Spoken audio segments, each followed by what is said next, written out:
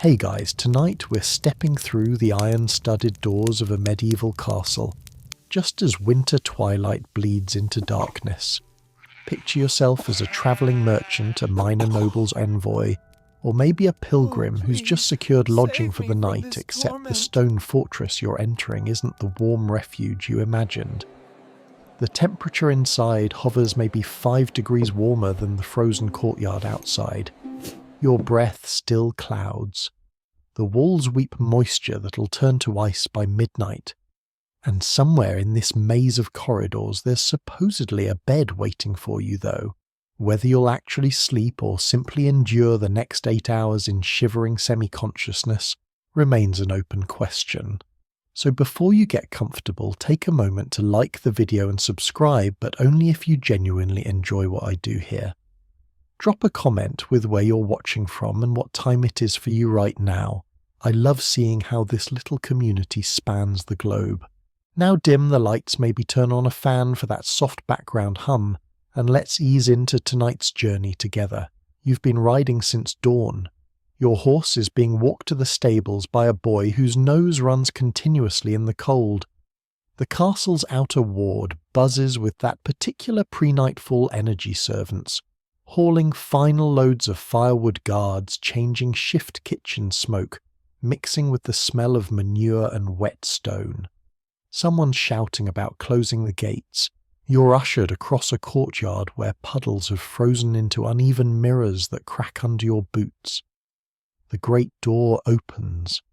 Not warmth exactly, but less cold hits your face, a relative comfort that your body seizes on desperately. The entrance hall stretches upward into shadow. Torches flicker in iron brackets, their light doing almost nothing against the enormous volume of cold air trapped inside these walls.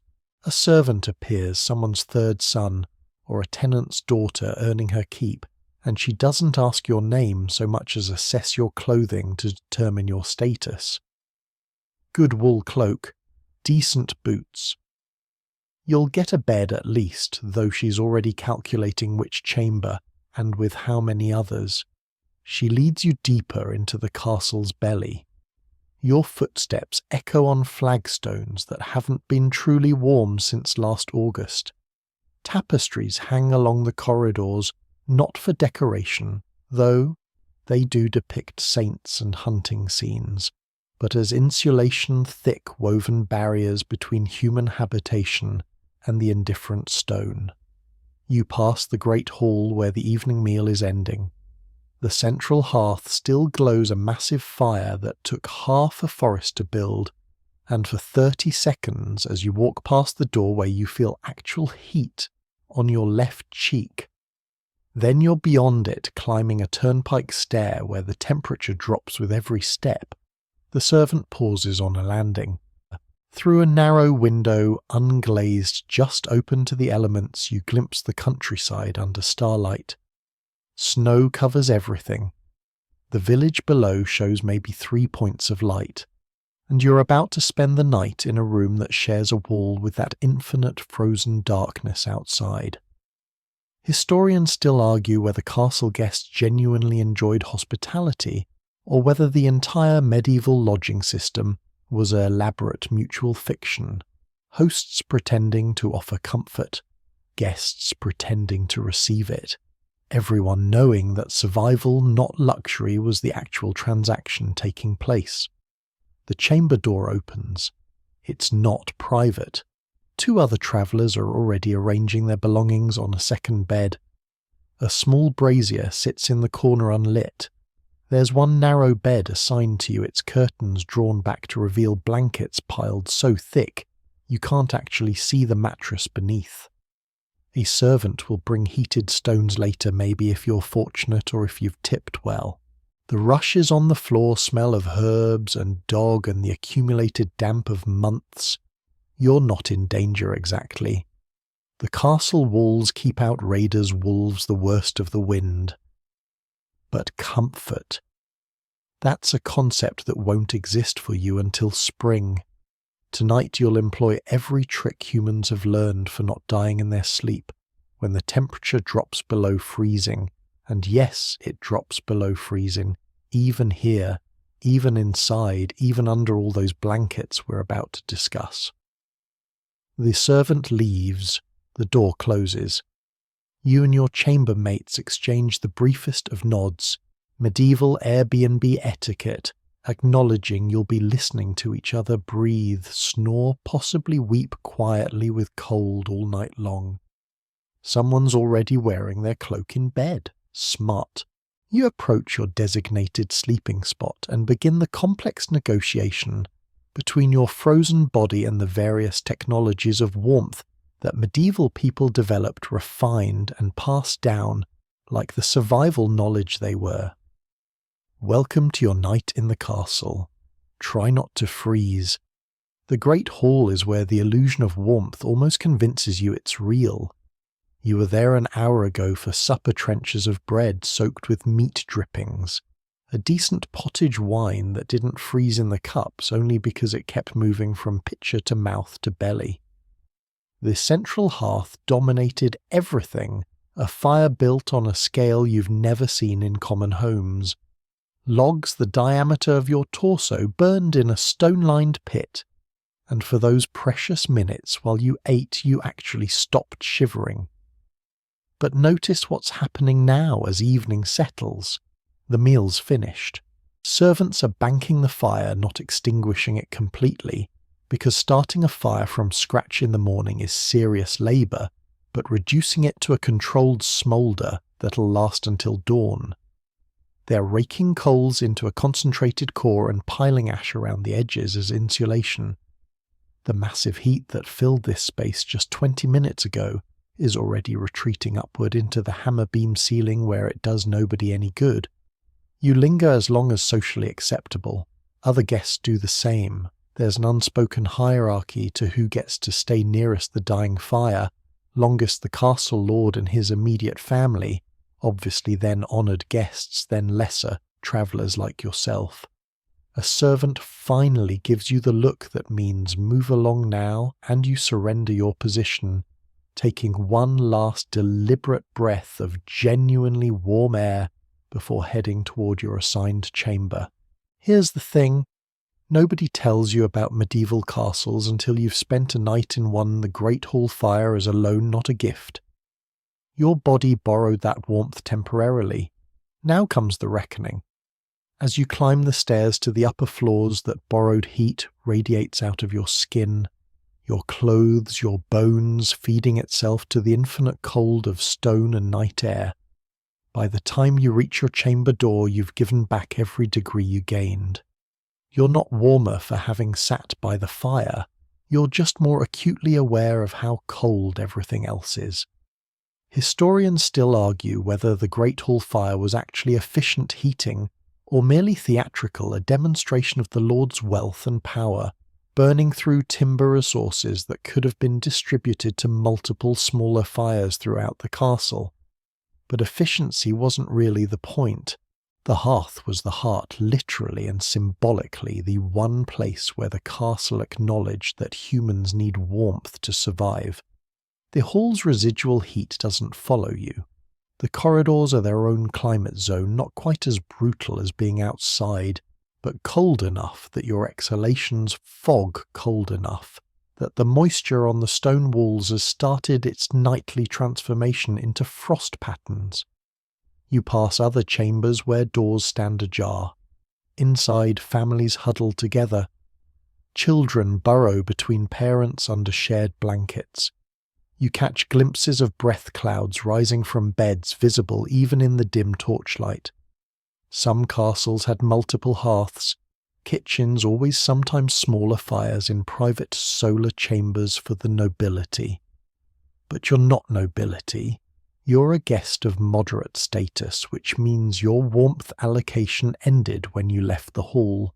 From here forward, you're on your own. You enter your chamber, and the two other guests nod without speaking. One is already in bed, fully clothed, boots off, but everything else still on. The other is layering. You watch him wrap a second tunic over his first, then pull his cloak tighter. Smart moves, both of them. These aren't their first castle nights. There's a certain camaraderie in shared misery. Nobody's pretending this will be comfortable.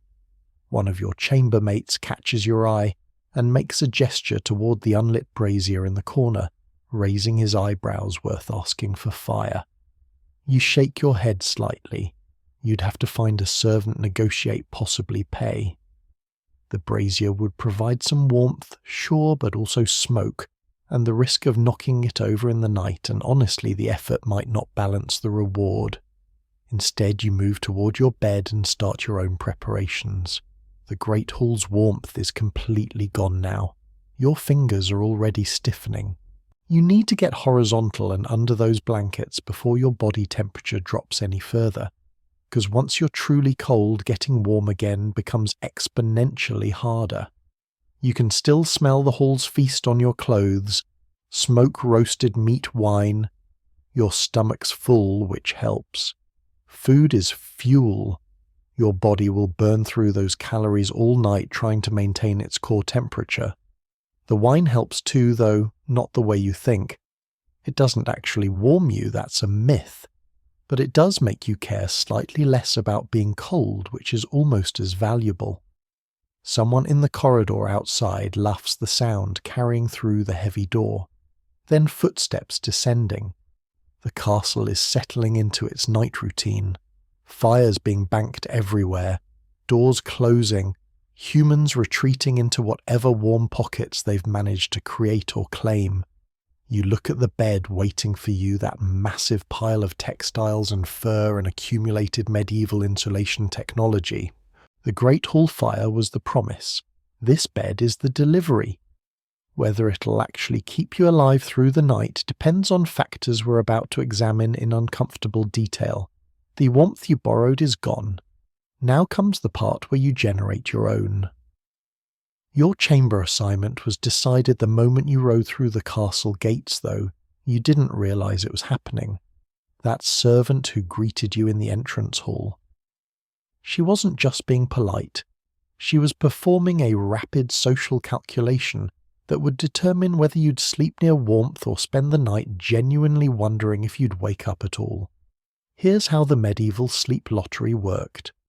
The castle lord and his immediate family claimed the solar, a private chamber, often on an upper floor to catch any rising warmth from the great hall below with its own small fireplace, if the lord was wealthy enough.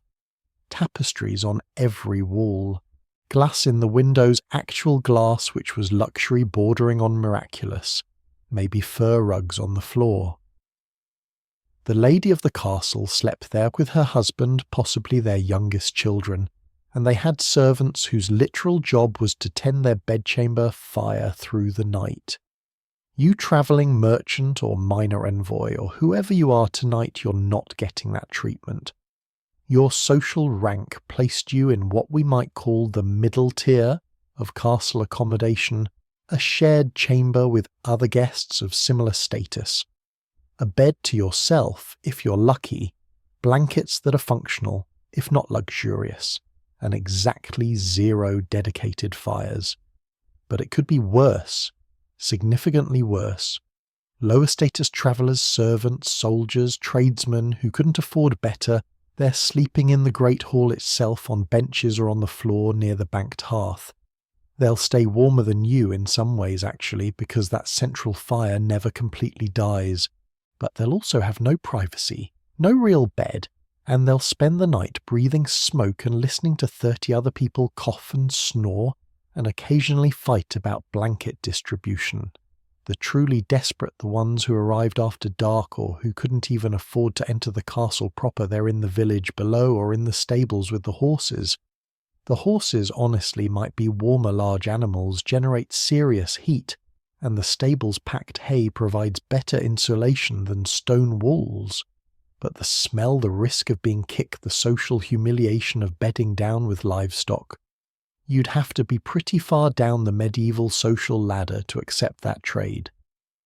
Historians still argue whether castle hospitality was genuine Christian charity, or a complex system of social control where the lord demonstrated power by quite literally deciding who got to sleep warm and who didn't.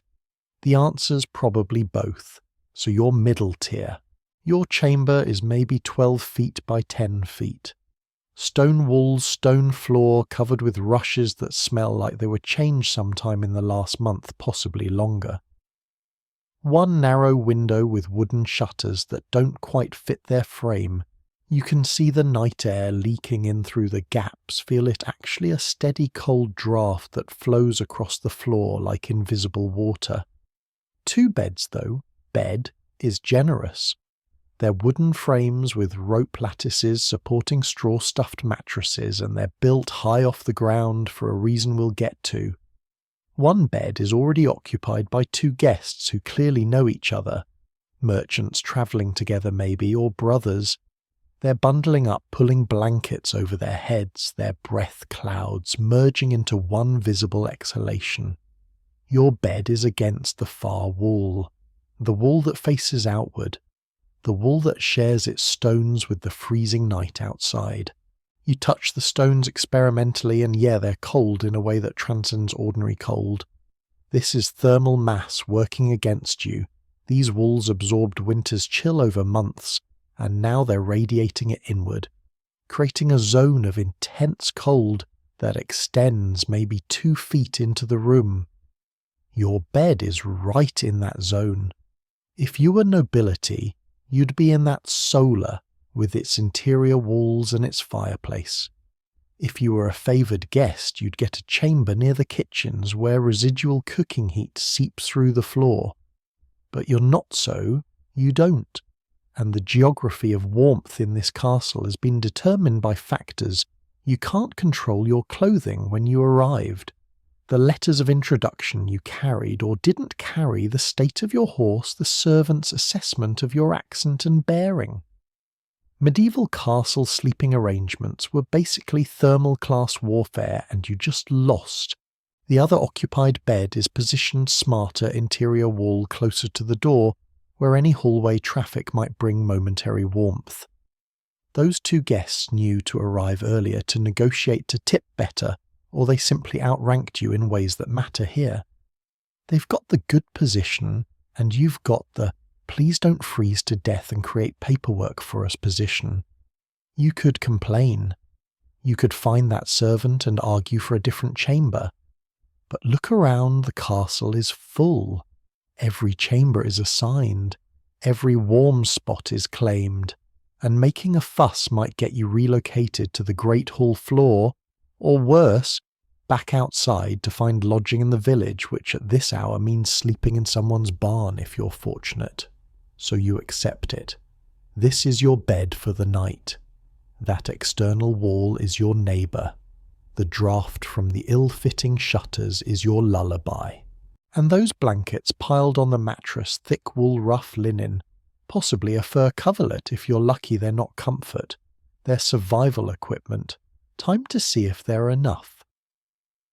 Let's talk about why your breath is freezing inside the bedroom. Not outside in the courtyard where it makes sense, but here in what's theoretically a sheltered interior space. You're standing next to your assigned bed, and you exhale experimentally. Yep, there it is, a cloud of vapour that hangs in the torchlight before dissipating. The same phenomenon you'd see on a winter morning in the forest, except you're indoors, inside a castle, under a roof, behind walls that are 3 feet thick. Medieval castle architecture was brilliant for defence and absolutely terrible for thermal comfort. Those massive stone walls that kept out arrows and siege engines, they also functioned as giant cold storage units, maintaining whatever temperature they'd absorbed over the previous months.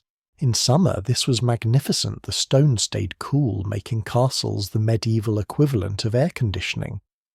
In winter, though, those same stones became your enemy. Stone has what modern engineers call high thermal mass. It absorbs heat slowly and releases it slowly. During winter, the exterior walls spend months in contact with freezing air, and they soak up that cold deep into their mass. Then they radiate it inward. Your chamber wall isn't just cold on the surface, it's cold 3 feet deep, and all that accumulated winter is bleeding into the room continuously, invisibly, unstoppably. The ceiling doesn't help. Most castle chambers had vaulted or beamed ceilings often 12 to 15 feet high. Any warm air that your body produces any residual heat from the great hall below it rises immediately and pools uselessly up there in the shadows where the torchlight doesn't reach. You're living in the cold layer, the bottom 8 feet, where the actual temperature might be 35, maybe 40 degrees Fahrenheit if you're fortunate. Historians still argue whether medieval builders understood thermodynamics in any practical sense, or whether they just accepted that castles were cold and built them for other priorities. Evidence suggests they knew but didn't care. Defense and durability outweighed comfort every time. The window is another thermal disaster. You walk over to inspect it. The wooden shutters are thick oak, well made, but wood warps. Seasons of expansion and contraction have left gaps around the edges where they meet the stone frame. You hold your hand near the crack and feel the draft. It's not dramatic, not a howling wind, just a steady infiltration of outside air at whatever temperature outside happens to be. Tonight that's probably in the 20s Fahrenheit. That air flows in sinks because cold air is denser and creates a circulation pattern along the floor. This is why the beds are built high, 18 inches, sometimes 2 feet off the ground. The coldest air pools at floor level. By elevating the sleeping surface, you're escaping the worst of it, though not by much. You can feel the temperature gradient even standing here. Your ankles are noticeably colder than your chest. Some chambers had tapestries hung over the windows at night, adding another layer of insulation. Yours doesn't. Some had wooden screens or leather curtains that could be drawn across the shutter's interior side. Yours doesn't have those either. You've got the basic package: walls, shutters, hope. The door is marginally better, it's solid wood thick with iron reinforcement, but it doesn't seal perfectly either, and more cold air seeps underneath, mixing with the window draft to create complex circulation patterns that you feel as phantom touches on your skin, cold spots that move, that find the gaps between your clothing layers.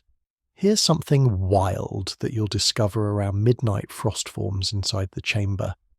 Not on the windows, though that happens too, but on the walls themselves. The interior walls. The moisture from your breath, from the other guest's breath, from the general dampness that pervades everything in medieval winter, it condenses on the coldest surfaces and freezes into delicate crystal patterns that would be beautiful if they weren't evidence of just how cold it is in here. Chronicles from the period occasionally mention this. A monk writing in the 14th century described waking to find ice upon the walls within as thick as a man's thumb, and our breath frozen upon the blankets. He wasn't exaggerating. When the exterior temperature drops below 20 degrees, and the interior isn't much warmer, moisture freezes where it lands. You become an ice-making machine just by breathing. The other guests in their bed have stopped moving. They've achieved their final sleeping configuration. 2 bodies pressed together, blankets wrapped and tucked, only the tops of their heads visible. They're not talking, they're conserving energy, minimizing heat loss through speech and movement. Smart. You look at your own bed and realize the tactical challenge ahead. The mattress is there, the blankets are piled on, but the whole system is currently at room temperature, which is to say freezing. Those blankets are cold, the mattress is cold, the wooden frame is cold. You're about to introduce your warm body into a cold bed, and there'll be a period of heat transfer where you feel even colder than you do right now, where every surface you touch draws warmth out of you like a vampire. This is the moment. The architectural cold has been explained. The thermal reality has been acknowledged. Now comes the part where you employ actual medieval technology, the bedding, the clothing, the behaviors and rituals to survive the night. The stones are watching. The frost is forming. Your breath clouds in the torchlight. Time to get in bed. The bed looks like a textile avalanche happened and nobody cleaned it up. Seriously, you're standing here trying to figure out where the actual sleeping surface is under all those layers. There's easily 60, maybe 80 pounds of fabric and stuffing piled on this frame, and you're supposed to burrow into that somehow and emerge warm instead of suffocated. Let's start at the bottom and work up, because medieval beds were engineered systems, not just piles of random cloth. The foundation is rope. The bed frame is wooden, sturdy oak or ash, and stretched across it in a crosshatch pattern are thick ropes, hemp usually threaded through holes in the frame and pulled tight. This creates a slightly flexible lattice, the medieval version of box springs. Over time, the ropes stretch and sag, which is where the phrase "sleep tight" allegedly comes from. Servants would periodically tighten the ropes to maintain the bed's support. Though honestly, historians still argue whether that etymology is real or just a convenient story we tell ourselves. On top of the rope lattice sits the mattress. And here's where things get interesting, in a wow, medieval life was texturally challenging kind of way. Your mattress is a large fabric sack, probably coarse linen or hemp cloth stuffed with straw. Not hay, which is too smooth and compresses too easily, but actual straw from threshed grain. It's been used for months, maybe longer. The straw has broken down, compacted and shifted into valleys and hills like a fabric landscape. Where you lie tonight, previous guests have left body-shaped depressions. You press your hand into it experimentally. It's not soft. It's not comfortable by any modern standard. The straw pokes through the fabric in places you can feel the sharp ends even through your clothes. But it does provide insulation from the rope lattice below, and the air trapped between the straw pieces creates dead space that slows heat loss. It's functional, which is all anyone promised you. Wealthier guests, nobility especially, they'd have feather mattresses actual down from geese, soft and warm and luxurious. Some really fancy beds had 2 mattresses straw on the bottom, for structure, feathers on top for comfort. You don't have that. You have straw and gratitude that you're not sleeping on the great hall floor. On top of the mattress is the first sheet, a linen undersheet yellowed with age and used rough woven but clean enough. It's tucked around the mattress edges, though not tightly. Medieval beds weren't made with hospital corners. Everything's loose adaptable, meant to be pulled and wrapped around the sleeper's body however works best. Now the blankets begin. The first layer is wool, thick, heavy felted wool that still smells faintly of the sheep it came from, mixed with wood smoke and human use. Wool is miracle fibre for cold climates. Unlike linen or cotton, wool retains warmth even when damp, and everything in winter castles is at least slightly damp. The lanolin in the wool fibres repels moisture to some degree and traps air between the fibres. This blanket alone weighs maybe 10 pounds. Second blanket also wool, but this one's got patches. Someone repaired holes with mismatched fabric. It's been washed so many times the weave has tightened into something almost felt-like, nearly waterproof. Another 10 pounds. Third blanket, similar story. You're starting to understand that these aren't decorative choices. Each layer is a deliberate trap for warm air, creating progressively warmer zones as you go deeper into the stack.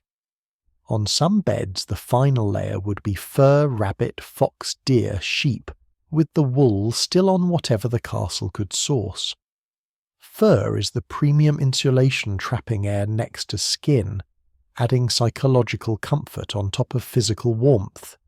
Your bed has something that might generously be called a fur coverlet. It's mostly wool with some fur scraps sewn in patchy and worn, but still functional. Maybe 5 pounds. So you're looking at roughly 35 to 40 pounds of bedding on top of you once you're horizontal. That weight is part of the design. It presses the layers together, compressing the trapped air spaces just enough to prevent convection, Warm air can't circulate up and away if the blankets are holding it down. But here's the problem you're facing right now. All of this is cold. The mattress absorbed the room's temperature. The blankets have been sitting in 40-degree air for hours. The linen sheet feels like cloth stored in a winter cellar, which essentially it is. You touch the top blanket and, yeah, it's cold enough that your hand recoils instinctively. Getting into this bed in your current state would be like sliding between sheets of ice. Your body would hemorrhage heat trying to warm all this thermal mass, and you'd spend an hour shivering violently before the system reached equilibrium, if it reached equilibrium at all. This is why medieval people never just jumped into bed.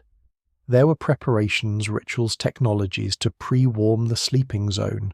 We're getting to those. But first you need to understand what you're working with, this pile of medieval insulation engineering that will either save your life or make you miserable for 8 hours, depending entirely on how well you deploy it. One of your chambermates shifts in their bed and the rope lattice creaks. The sound echoes slightly off the stone walls. Nobody speaks. You pull your cloak tighter and stare at your cold bed, calculating. Here's what you're absolutely not going to do: undress. That thought doesn't even enter your medieval survival brain, because taking off your clothes in a room where your breath freezes would be functionally suicidal. The idea of sleeping naked, or even in some minimal nightshirt that's a warm climate luxury, a summer fantasy, may be something wealthy people do in their heated solars. Not here, not tonight. You're sleeping in layers, and the layers started going on this morning before you even left the last town. Let's inventory what you're already wearing. Against your skin is a linen shift, basically a long tunic that goes down to your knees or mid-thigh. Linen isn't warm exactly, but it wicks moisture away from your body, which is crucial. Sweat is death in cold environments. Damp fabric conducts heat away from skin 25 times faster than dry fabric. So that linen layer, rough and scratchy as it is, keeps the moisture from your body off the wool layers above it. Over the linen you've got a wool tunic, probably two, actually, an under tunic and an outer one. Wool against wool creates friction traps, more air builds insulation through layering. Your wool is dirty. Medieval people didn't wash wool garments frequently because washing broke down the lanolin that made wool water resistant and warm. You've been wearing these tunics for weeks, possibly months, and the accumulated body oils have actually improved their insulating properties. Congratulations, your filth is functional. Then there's your hose wool leg coverings that tie to your braze medieval underwear at the waist. They're not quite leggings, not quite pants, but they cover your legs and they're staying on. Your legs lose heat fast because of surface area and blood flow. Keeping them covered is non-negotiable. Over everything you've worn your cloak all day and you're keeping it on. Heavy wool, possibly lined with linen or backed with fur if you're prosperous. This is your primary defense, your mobile insulation, and it's coming into bed with you. You'll wrap it around yourself like a burrito, creating an additional layer between your body and those cold blankets. But here's where it gets strategic: your head. Medieval people understood something about thermoregulation that modern folks sometimes forget. You lose tremendous heat through your scalp. Blood vessels run close to the skin up there, and in cold environments an uncovered head can drain your body's warmth faster than almost anything else. So you're wearing a cap, a wool coif that covers your ears and ties under your chin. It looks ridiculous. It itches. It's also probably the single most important piece of sleep equipment you own. Historians still argue whether the whole "you lose 90% of your body heat through your head" thing is myth or fact. The real number is more like 10% proportional to surface area, but medieval people didn't need percentages. They knew empirically that covered heads stayed warm and uncovered heads didn't. Experience was their science. Some people added scarves or wrapped additional cloth around their necks. Your chambermate in the other bed has done this. You can see layers of fabric wound around his throat and lower face. He looks like he's preparing for a blizzard, which inside this room he effectively is. Your boots come off. This is the only concession to comfort you'll make. Boots are leather, and wet leather in particular will conduct cold straight to your feet all night. Better to remove them. Wrap your feet in extra cloth if you have it, or tuck them deep into the blanket layers where your body heat can reach them. Some travellers kept their hose on and added wool wraps over them. Others had dedicated sleeping socks, thicker, softer wool that didn't have to endure walking. You unlace your boots and set them beside the bed where you can find them in the dark if needed. Your feet in their wool hose immediately feel colder exposed to the room air. You need to get horizontal soon.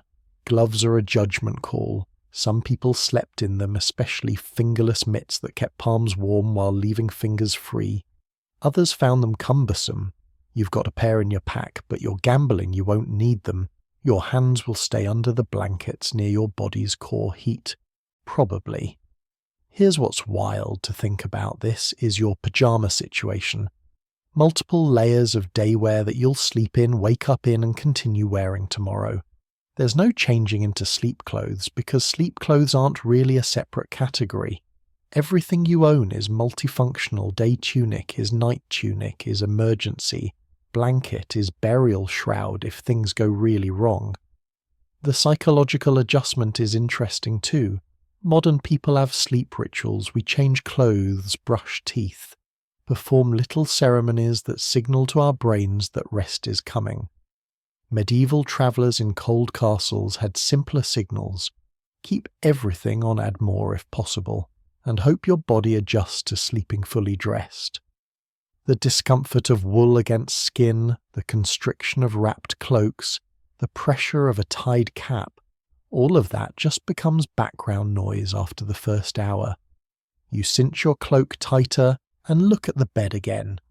You're as dressed as you're going to be. Your body is a heat generator wrapped in insulating layers, and now you have to figure out how to transfer that carefully conserved warmth into the cold textile mass waiting for you. One of your chambermates coughs a wet sound that echoes slightly. Nobody says bless you or acknowledges it. Just another body trying to survive the night. Time to breach the cold bed barrier. Now we get to the genius part, the curtains. And before you think, oh, decorative fabric to make the bed pretty, no. These curtains are survival technology disguised as furniture. Look at the bed frame more carefully. At each corner there's a post extending upward, maybe 7 feet tall. Between these posts, hung on rods or ropes, are heavy fabric panels, thick wool, sometimes backed with linen, occasionally lined with whatever scraps of fur or felt the household could spare. They're dark with age and smoke stiff in places from accumulated moisture and dust, and they're about to become your microclimate shelter for the next 8 hours. The concept is simple, but brutally effective. Create a smaller space within the larger cold room. The chamber is maybe 12 by 10 feet with a 15-foot ceiling. That's 1,800 cubic feet of cold air that your body heat would have to warm. Impossible.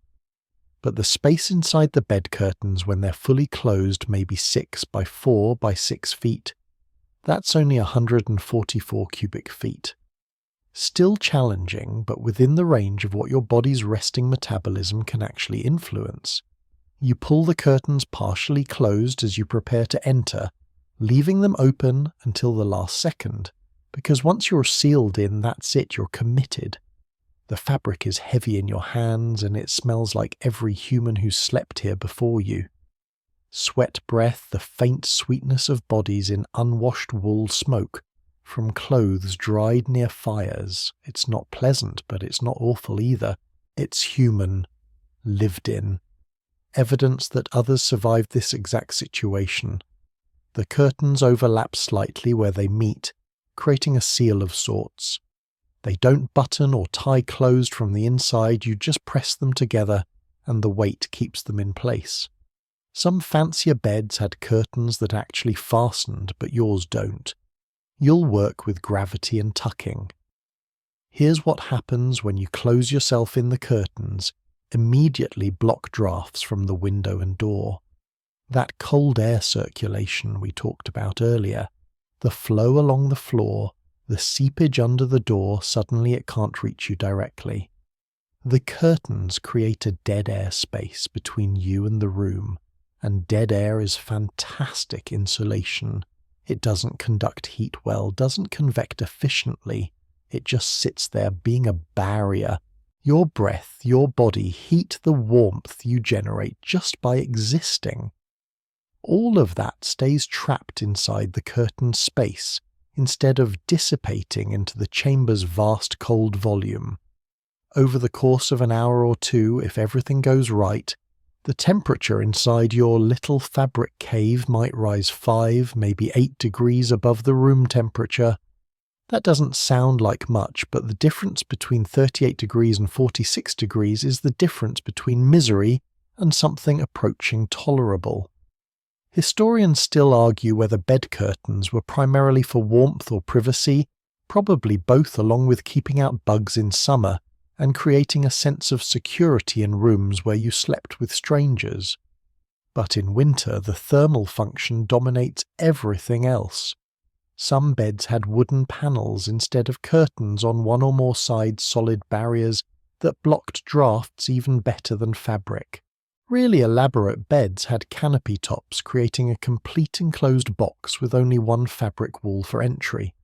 Yours has just the curtains, which means your warmth can slowly leak upward, but it's still better than being fully exposed. You've seen the bed curtains in paintings, right?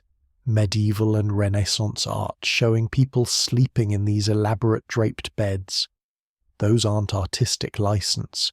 Every functional bed in a cold climate had some version of this system. The beds without curtains were summer beds, or beds in warm climates, or beds in paintings made by artists who didn't understand the technology they were depicting. Now watch what you do instinctively.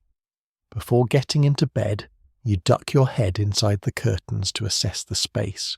It's dark in there. The chamber's torchlight barely penetrates the heavy fabric. It's like looking into a cave. The temperature inside the curtains is identical to the room right now, but you can sense the potential, the way this space will transform once you add your body's heat. The mattress is still cold. The blankets are still cold. But the curtains have already started working just by existing. They've blocked the direct draft from the window, created a psychological boundary between you and the hostile room beyond. You notice something else. The curtains muffle sound.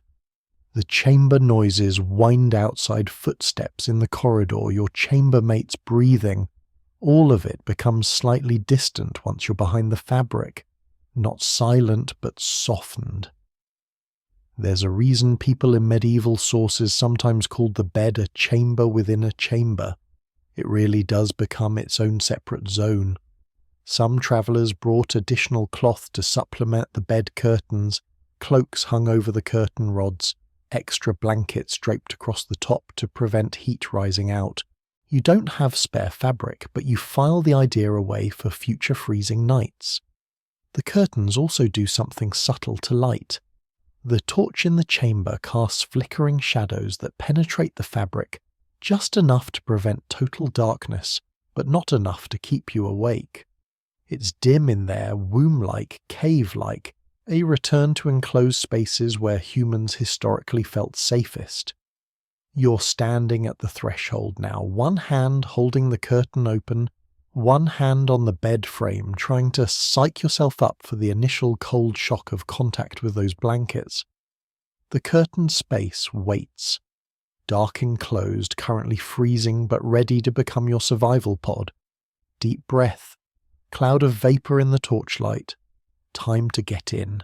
Here's the thing nobody tells you about medieval sleeping arrangements until you're actually shivering in one sleeping alone was for rich people and fools. Everyone else doubled up, tripled up, piled into beds like puppies because the math was simple. 2 bodies generate twice the heat. 3 bodies create a genuinely warm microclimate. And pride was a luxury you couldn't afford when the alternative was hypothermia. Look at the other bed in your chamber. Those 2 travellers aren't sleeping separately because they're close friends or relatives, though they might be. They're sleeping together because it's the only rational survival strategy. Right now they're arranging themselves back to back, maximizing contact area, creating a shared heat zone between them. In an hour they'll be unconsciously pressed together even tighter, their bodies seeking warmth without their conscious minds making the decision. Your bed is technically sized for 1 person, but in practice it could accommodate 2 if needed. If a 3rd traveller arrived late, desperate and frozen social convention would require you to share. Medieval hospitality wasn't about comfort, it was about not letting people die in hallways. You've heard stories about winter nights where castle chambers had 3 or 4 people per bed, everyone fully clothed, arranged like spoons in a drawer, breathing into each other's necks. The intimacy is unavoidable and completely non-sexual. This is survival intimacy, the kind that transcends modern boundaries about personal space. You're sharing heat the way shipwreck survivors share a lifeboat. Gender didn't even matter much in these situations. Chronicles mention women and men strangers sleeping in the same beds when weather was severe enough. Freezing to death was a greater scandal than sharing blankets. Historians still argue whether this communal sleeping was purely practical, or whether it also served social functions, bonding, information exchange, trust building. Probably all of the above. Hard to maintain class distinctions when you're literally pressed against someone for warmth. Hard to deceive someone when you've listened to them sleep for 8 hours. Families travelling together had it easier in some ways. Parents, children, even adolescents would pile into 1 bed without hesitation. Body heat pooled and the psychological comfort of sleeping near family reduced the fear that made cold feel even worse. Children especially benefited, their smaller bodies lost heat faster, but wedged between adults they stayed warm enough to survive. Servants sometimes slept at the foot of their masters' beds, not as a sign of servitude, but as mutual benefit. The servant stayed warmer than they would in servants' quarters, and the noble got an additional heat source, plus someone to fetch things in the night. Win-win. Soldiers and guards had their own version, whole rooms of men sleeping in rows of beds, 2 or 3 per frame, sometimes more. The barrack smell must have been phenomenal, but the collective body heat kept the space survivable. There's a reason military formations have always involved sleeping in close quarters. It's not just logistics, it's thermodynamics. You're alone tonight, though, and that means you're working with only your own metabolism. An average resting human body produces about 75 watts of heat, roughly equivalent to a standard light bulb. That's not much when you're trying to warm 144 cubic feet of enclosed space plus 35 pounds of cold bedding. If you had a partner, you'd have 150 watts, and the math would tip decisively in your favour. But you don't, so you'll have to optimise what you've got. The technique for sleeping alone in cold is different from sleeping with others. With a partner, you can stay relatively still and let combined heat build up between you. Alone, you need to curl into yourself, minimize surface area, create your own heat pocket. The fetal position isn't just psychological comfort, it's thermal efficiency. You'll tuck your knees toward your chest, wrap your arms around yourself, make your body into the smallest possible shape that still allows breathing and blood circulation. Some solo sleepers brought large stones or clay vessels filled with sand to bed, not heated, just thermal mass that their body could slowly warm and which would then radiate heat back. It worked, sort of, though it meant sharing your limited bed space with an inanimate object. Others used their packs and bags as additional insulation, piling them on top of blankets or tucking them along the body's sides to block cold drafts. Every barrier between you and the cold air helps. You climb into the bed, now moving quickly because hesitation just prolongs the misery. The mattress is exactly as cold as you expected. The straw crackles under your weight, and through your layers of clothing you feel the chill of it, like lying on frozen ground. You pull the first blanket over yourself and it's cold, too heavy, and cold not providing warmth yet, but at least blocking direct contact with room air. Second blanket. Third. The weight builds. You're being pressed down into the mattress by textile mass, and your body is screaming that this is cold, this is wrong, you should move. But you don't. You stay still, forcing yourself to breathe slowly to let your body heat begin its work. The fur coverlet goes on last, and you pull it up to your chin, tucking the edges around your sides.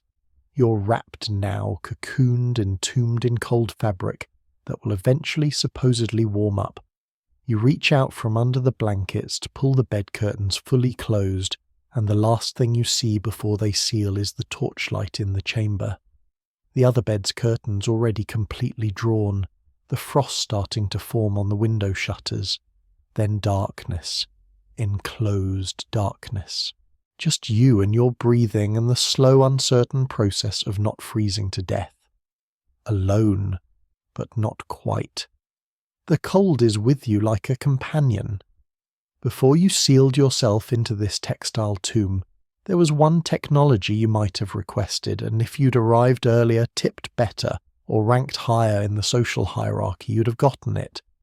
Heated stones, the medieval equivalent of an electric blanket and infinitely more labour-intensive. Picture the process down in the kitchen or near the great hall fire. There are river stones the size of melons, smooth ones without cracks because cracked stones explode when heated. Rapidly ask any medieval cook who's lost eyebrows to that particular lesson. These stones have been sitting in or near the fire for hours, absorbing heat until they're almost too hot to approach. A servant, usually someone young with hands that haven't learned to fear, burns, yet uses iron tongs to extract a stone. It goes into a thick cloth wrapping wool, multiple layers, sometimes an old blanket specifically dedicated to stone duty. The wrapping is crucial. Too thin and the stone burns through and sets the bed on fire, which happened with enough regularity that medieval fire safety records mention it specifically. Too thick and the heat doesn't penetrate usefully.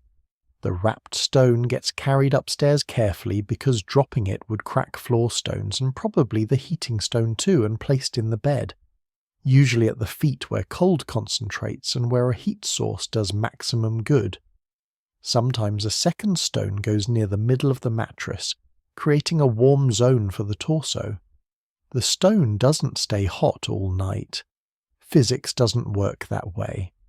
For the first hour or two you have genuine warmth. You can press your feet against the wrapped stone and feel heat penetrate through your wool hose, through the blankets into your bones. It's glorious. It's transformative. It makes the bed actually feel like a refuge instead of an ordeal. But by hour 3 or 4, the stone has cooled to body temperature, then below body temperature. And here's where it becomes a problem. Now you have a cold rock in your bed, a thermal sink that draws heat away from you. Some people had the forethought to push the cooled stone to the bed's edge where it wouldn't touch them. Others woke at 2 a.m. with frozen feet pressed against what had been their salvation at midnight. Historians still argue whether heated bedstones were common practice or luxury items. Evidence suggests they were widespread in wealthy households and rare in peasant homes, simply because peasants couldn't spare the fuel to heat rocks for hours when that same fuel could cook food. But in castles hosting guests, stones were part of the hospitality package, at least for important visitors. You don't have a heated stone tonight. Your bed is stone-free, which means it's entirely dependent on your body's heat production and the insulation system's ability to trap it. No external boost, no thermal kickstart. Just you and 75 watts of metabolic energy trying to warm a cold universe. There was an alternative technology slightly less common, the warming pan. This was a metal container, bronze or copper, with a long wooden handle filled with hot coals from the fire. You'd slide it between the sheets before getting into bed, moving it around to pre-warm different zones. The metal distributed heat more evenly than stones, and the coal stayed hot longer than bare rock. But warming pans came with their own dangers. If you weren't careful, embers fell out and ignited the bedding. The metal itself could burn through fabric if left in one spot too long. And there was always the risk of carbon monoxide if the coals were too fresh and still producing fumes. More than one medieval person went to sleep warm and didn't wake up suffocated by invisible gas in an enclosed curtained bed. So warming pans required supervision. A servant had to manage the process, remove the pan before the guest got in, ensure nothing was smouldering. More labour, more expense, more things that could go wrong. Your chamber doesn't have that service tonight. What you do have, what everyone has regardless of status, is the heat your body will generate over the next 8 hours. Your metabolism is already working, burning the evening meal's calories, producing waste heat as a byproduct of staying alive. That heat is radiating off your skin right now, immediately being absorbed by the cold fabric surrounding you. This is the critical period. The first 30 minutes in a cold bed determine everything. If you can stay still, control your breathing, prevent panic about the cold, your body heat will very slowly begin warming the air trapped in the immediate vicinity of your skin. That warmed air gets trapped by the linen shift against your body. The wool layers outside the linen trap a second zone of warming air. The blankets trap a third zone. Layer by layer, you're building a thermal gradient. Your skin might be 98 degrees. The air between skin and linen might be 85. The air between linen and wool might be 75. The air between wool and blankets might be 65. And the room outside your bed curtains is still 40 degrees. Those gradients are everything. They're the difference between sleep and sleepless shivering. They're why medieval people could survive nights in temperatures that would kill an unprepared modern person. But building those gradients takes time and stillness. Every movement disrupts the warm air layers. Every shift in position introduces cold air from the outer blankets into your inner warm zones. This is why once medieval people got into bed they tended to stay still, not from discipline, but from learned experience that movement equals cold. You're lying here now feeling the slow, almost imperceptible warming begin. Your core is warm. Your extremities, fingers, toes, nose are cold, and will stay cold for a while. The blanket weight presses down, holding everything in place. No heated stone to speed the process. No warming pan to give you a head start. Just patient stillness and the quiet faith that your body knows how to not die. And then there's the dog question. You don't have one tonight, but you've seen it in other chambers, other castles, other desperate winter nights. And if we're being honest about medieval survival strategies, we need to talk about sleeping with animals.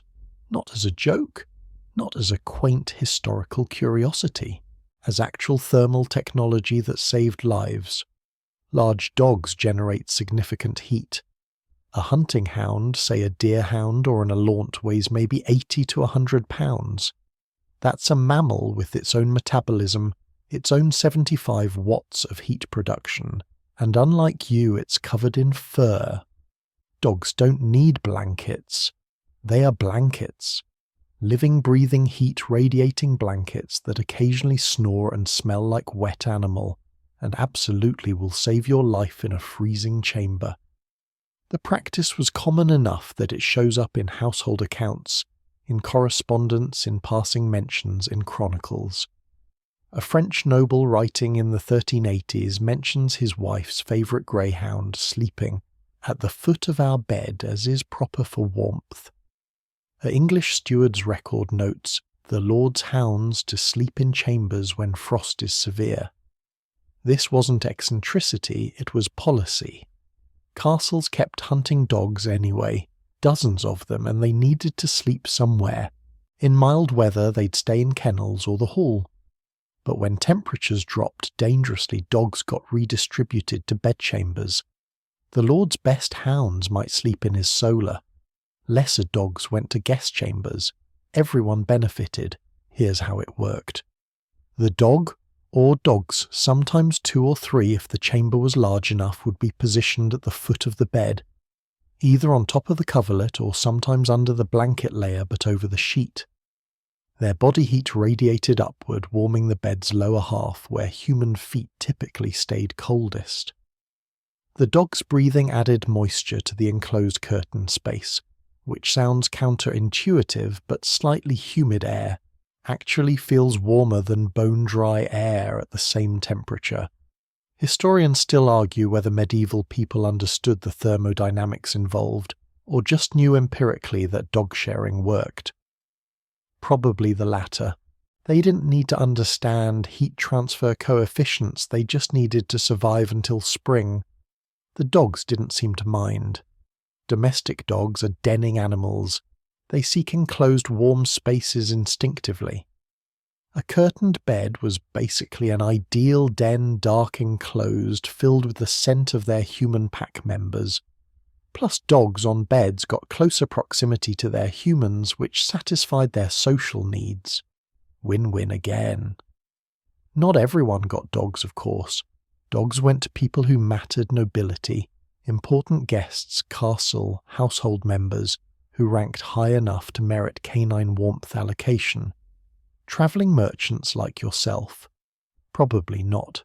You'd have needed explicit permission from the castle steward, and even then you'd likely be refused because the good bed-warming dogs were already assigned to better guests. But in really severe weather the rules relaxed.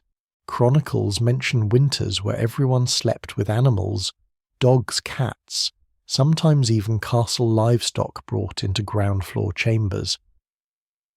The 1430s had several brutal winters, where English and French records both mention bringing sheep into halls and chambers for warmth of man and beast alike. Not into beds, obviously, but into the rooms, adding their body heat to the collective survival effort.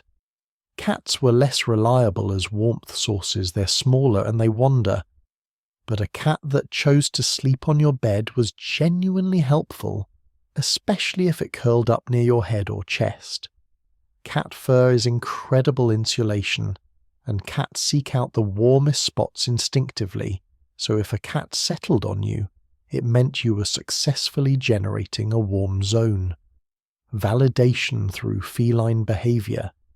Some travellers brought their own small dogs specifically for warmth. Lapdogs weren't just status symbols, they were portable heat sources. A small terrier or spaniel tucked into your cloak or pressed against your stomach under the blankets could keep your core warm enough to prevent hypothermia. There's a reason wealthy medieval women are portrayed in paintings with little dogs in their laps. Those dogs were functional. Your chamber tonight is dog-free. No hounds at the foot of your bed. No cat purring against your ribs. Just you and the textile insulation system doing their best against the cold. But you can hear a dog somewhere down the corridor maybe, or in the hall below. A deep rhythmic breathing sound, almost a snore. Some other guest is sleeping warm tonight with animal assistance. You feel a pang of envy that's completely reasonable. There's a peasant saying from the period 3 dogs or 1 wife. The implication being that 3 dogs in your bed provided equivalent warmth to 1 human partner. It's crude, but it's also practical thermal math. Medieval people were nothing if not practical about survival. You shift position slightly and the blankets protest with a rustle. The air pocket you've been building gets disrupted, momentarily cold air from the outer layers infiltrates closer to your body. You freeze waiting for the warm zone to re-establish itself. No dog to supplement your heat. No cat to validate your warmth production. No large mammal breathing hot breath into your enclosed space. Just your own 75 watts and the slow patient work of not dying. The blankets press down. Your breath clouds in the darkness inside the curtains, though you can't see it. Somewhere, someone's sleeping with 3 hounds and feeling genuinely warm. Good for them. You're making do. The night is long. Your body is working. The cold is constant. And you're very, very alone with it. Some chambers had one more option for warmth, and it's the one that kept you awake worrying, even as you were grateful for the possibility of brazier. A small metal container, usually bronze or iron, filled with charcoal embers sitting somewhere in the room radiating heat into the cold air. Sounds perfect, right? Actual fire in your sleeping space, genuine warmth instead of hoped-for body heat accumulation. Except braziers killed people with impressive regularity. Your chamber doesn't have one burning right now. You saw the brazier in the corner when you arrived cold and empty, but you've slept in rooms that did, and the experience is complicated. Let's talk about why. First, the benefits, because they're real. A well-managed brazier raises the ambient room temperature by maybe 10 or 15 degrees. Not enough to make the chamber comfortable, but enough to take the edge off to prevent that interior frost formation. We mentioned earlier to make the air you breathe feel less like inhaling knives. For elderly guests, for sick travellers, for anyone whose body couldn't generate sufficient heat alone, a brazier could be the difference between survival and hypothermia. The heat radiates outward in a sphere from the brazier's location. Usually it's placed in the room's centre or near the bed, but not too near. You need distance because the metal gets hot enough to burn skin or ignite fabric on contact. The warmth is uneven. One side of your body might feel almost comfortable while the other side stays frozen. You rotate periodically like a roasting chicken trying to warm all surfaces. Braziers also provided light. Not much just the dim red glow of embers, but in a dark chamber that little bit of visibility reduced the psychological terror of being sealed in blackness. You could see vague shapes, the other bed, the door, your own hands if you held them close. Comfort beyond the thermal benefits. But now the problems, and they're serious enough that many castle stewards forbade braziers in guest chambers entirely. Carbon monoxide. Colourless, odourless, utterly lethal. Charcoal burning in an enclosed space with poor ventilation produces it continuously. The symptoms are subtle: headache, dizziness, confusion, then unconsciousness, then death. You go to sleep feeling warm and grateful and you just don't wake up. Your chambermates don't wake up either. By morning the room is full of corpses and a still glowing brazier. Chronicles mention this a lot. The merchant and his servant found dead in their chamber, the coal still warm. 3 travellers perished in the night, God rest them from breathing smoke. Medieval people knew braziers were dangerous, they just didn't understand the mechanism. They blamed bad air or corrupted humours or demonic influence. They didn't have the chemistry to understand carbon monoxide poisoning, but they absolutely recognised the pattern brazier in sealed room equals death risk. Historians still argue whether the benefits outweighed the risks, or whether braziers were essentially medieval Russian roulette. The answer probably depends on ventilation. A chamber with gaps round the door and windows with enough air exchange to prevent CO build-up relatively safe. A well-sealed chamber with bed curtains creating a secondary enclosed space potentially deadly. The safe protocol was to light the brazier an hour before bed, let it warm the space, then extinguish it, or remove it before sleeping. But that required servant labour, timing discipline, and it meant the room would cool down overnight, wasting some of the benefit. So people took shortcuts. They left braziers burning, and sometimes they died. Fire risk was the other problem. A brazier tips over, someone bumps it in the dark, or the floor settles unevenly, or a dog's tail catches it and suddenly burning coals are rolling across rushes and blankets. Castle fires were catastrophic. Stone doesn't burn, but everything inside the stone does. Timber beams, wooden furniture, textiles, rushes human bodies. A single overturned brazier could kill dozens. Fire safety regulations from the period specifically mention braziers. Some castles required them to sit in sand-filled boxes. Others mandated that they be removed from chambers by a certain hour. The most paranoid lords banned them outright, deciding that cold guests were preferable to dead guests. Your chamber could have a brazier if you asked. You'd need to find a servant, request it, possibly pay extra. Someone would bring hot coals from the kitchen fire, pour them into the brazier, position it carefully away from flammable materials. For an hour or two you'd feel genuinely warm. The air would lose its knife-edge quality. Your breath would stop clouding quite so dramatically. But then you'd face the decision: extinguish it and return to cold, or leave it burning and risk not waking up. How much do you trust the ventilation in this chamber? How well sealed are those bed curtains? How desperately cold are you? You decided against it tonight. The risk-benefit calculation didn't favour the brazier. You're cold, yes, but you're not elderly or sick or so frozen that death seems imminent. You have blankets, curtains, your own body heat. That'll have to be enough. In the other bed, your chambermates breathe steadily. No brazier for them either. Everyone's chosen the same calculus: better cold than dead. The empty brazier sits in the corner, a possibility not taken, a warmth not risked. The room stays uniformly cold. Your breath continues clouding inside your curtained enclosure. The temperature gradient you're building around your body remains your own heat source, and you're probably going to survive the night. Uncomfortable, yes. Miserably cold at times, absolutely. But alive. The brazier glows in your imagination with warmth you'll never feel. The cold presses closer. Your body works on producing heat from dinner's calories, fighting the gentle, constant entropy that wants to equalize your temperature with the frozen world outside. No fire to help you. Just blankets, stillness and time. Eventually nature calls. It always does. And this is where medieval castle sleeping goes from uncomfortable to genuinely nightmarish, because the garderobe, the medieval toilet, is not in your chamber. It's not even close to your chamber.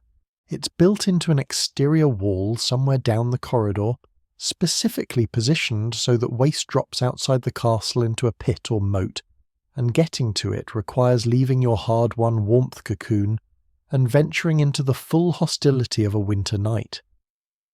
Let's be clear about the physics of your situation. You've spent maybe 2 hours in bed now. You've finally achieved some warmth equilibrium. The air immediately around your body is approaching tolerable. Your extremities have stopped that painful cold ache and settled into mere numbness. The blanket layers have captured enough heat that you're no longer shivering continuously. You might even be drifting toward actual sleep. And then your bladder announces that it's full and getting fuller, and you have a choice to make. You can hold it. Many people did.